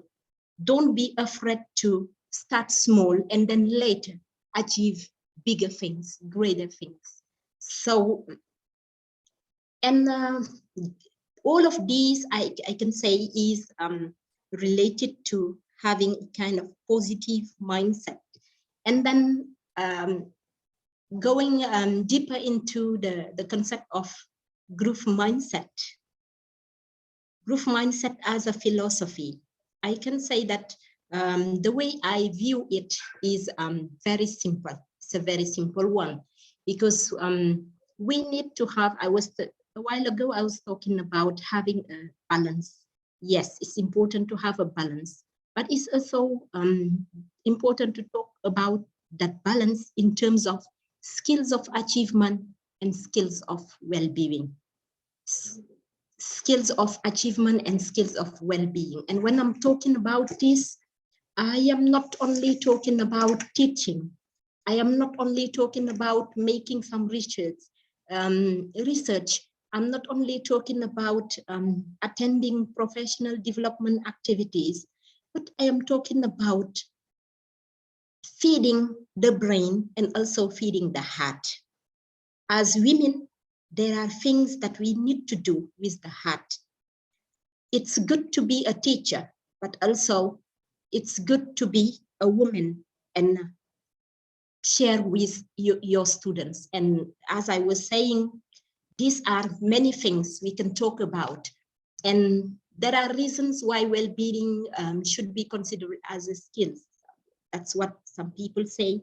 And then it's important to care for others and also rebounding from negative emotions. And all of these, in all of these, we can talk about optimism, confidence, and other things. Now, how to inspire or empower women. I can talk about initiatives which I took years ago. I used to work with the USAID in a program which is called Program Équité Genre à l'école. And I was as a mentor of girl students, just And we were laying emphasis on, activities we could do just to raise their self-confidence, their self-esteem. And I think this is what each teacher, every teacher should do. The teachers in rural areas, especially, they should initiate some projects. And I see that our panelists today, they were talking about many projects, wonderful projects they were doing in their communities to help students. And one of these also was another program, ABIMAF, which was, helping girls to start some farming poultry and then earn something that could help them pay for their school fees. They were coming from families, very poor families. And then during those holiday camps, we taught them about many things. We had English classes with them, computer science classes. We were, asking them to make presentations. And by doing this, we were just trying to raise their self-awareness. And I think this is important. These are some pictures from that project we had in Mampuya, Toubab Jallow in Senegal. And what I can say, my last point is about the teachers. How can we empower our students? We can do it through many things. For example, use the text we are using in class. When, for example, we want to deal with listening comprehension, reading comprehension, the text we are using should be some materials that can help raise self-esteem and confidence. They should be some materials which are picturing some female role models. And there is one text I like about it. The title is "You Are a Hero," and I'm used to, having it as a material for reading comprehension with my classes each year, just to help them, raise their self-esteem, their confidence. So everything is about. Yes. Could you please sum up? We have just 1 minute left. Just okay, 1 minute. That's the one, the last one. So all of these is about just group mindset to empower women. It's just a kind of philosophy that we can use just to tell students that through your, even if you fail while doing something, that's not the end. That's not the end. So you have to start it again and just tell yourself that, yes, I can do it. I can achieve great things. So thank you very much for your attention. And thank you, Hasim. Thank you very much, Marie. Just on time at 7:50 sharp. So we don't have questions in the chat box. We just have some comments about it before we give the floor to Amira for the closing session. One comment from Mosinatu saying that failing doesn't mean quitting. It means a new opportunity to try again to improve. Thank you, Mosinatu, for the insight. Another one is from Fatih. Turning challenges into opportunities is her motto. And Rita Bell also commented by saying feeding the brain and feeding the heart. Rokhaya Doi also commented and said humility and asking for help is for nothing but neutral. And last but not least comment is again by Mosinatu saying that asking for help is a huge step in personal and professional development. So these were the comments I could read for you from the chat box. And you can see the positive comments, positive feedback from people like Mubarak and Dalo, etc., etc. So just to give the floor back to Amira, if she is around for the closing remarks. Amira, yes. Yeah, I'm still around. Okay. Thank you, Mary. Thank you, Hassam. Okay, Amira, the floor is yours. Okay, thanks Kasum and Marie for the final presentation. And I'd like just to end with a few remarks at the end to thank all the speakers we have had today, all the 9 speakers talking about their great initiatives for women and girls education in Africa. Just to share something, when we were planning or organizing this event, every teacher I talked to did something to share with us today. And we couldn't have everyone that we wanted to invite. African teachers are doing amazing work for girls and women education in the continent. And that's why I would like to invite all our attendees who have done similar work, and I'm sure we have many of them, to write to us in our newsletter. The call for submissions is open now on our website. You can check it out and send us an article, talk about your experience, what you have done with your students to raise awareness about gender issues and women issues in your class and with your community. Thanks again to all our speakers and to our attendees, and special thanks to the event organizers. I've had a great time working with Kasum, Irene, and Mahamba. Thanks for the dedication and great work that you have done in organizing this event as a team. And of course, I would like to thank Africa ELTA for giving us the chance to talk today and celebrate together these great initiatives we have from teachers around Africa. And to say that tomorrow is very promising because we have all of those amazing teachers doing amazing work to raise awareness and talk about girls and women education. So I'm very optimistic and I'm very happy that you are ending the day. It's late now here, and I'm sure it is for many of us in Africa. But thank you for staying till the end, and thank you for joining us today to celebrate the International Women's Day from Africa. Thanks, everyone.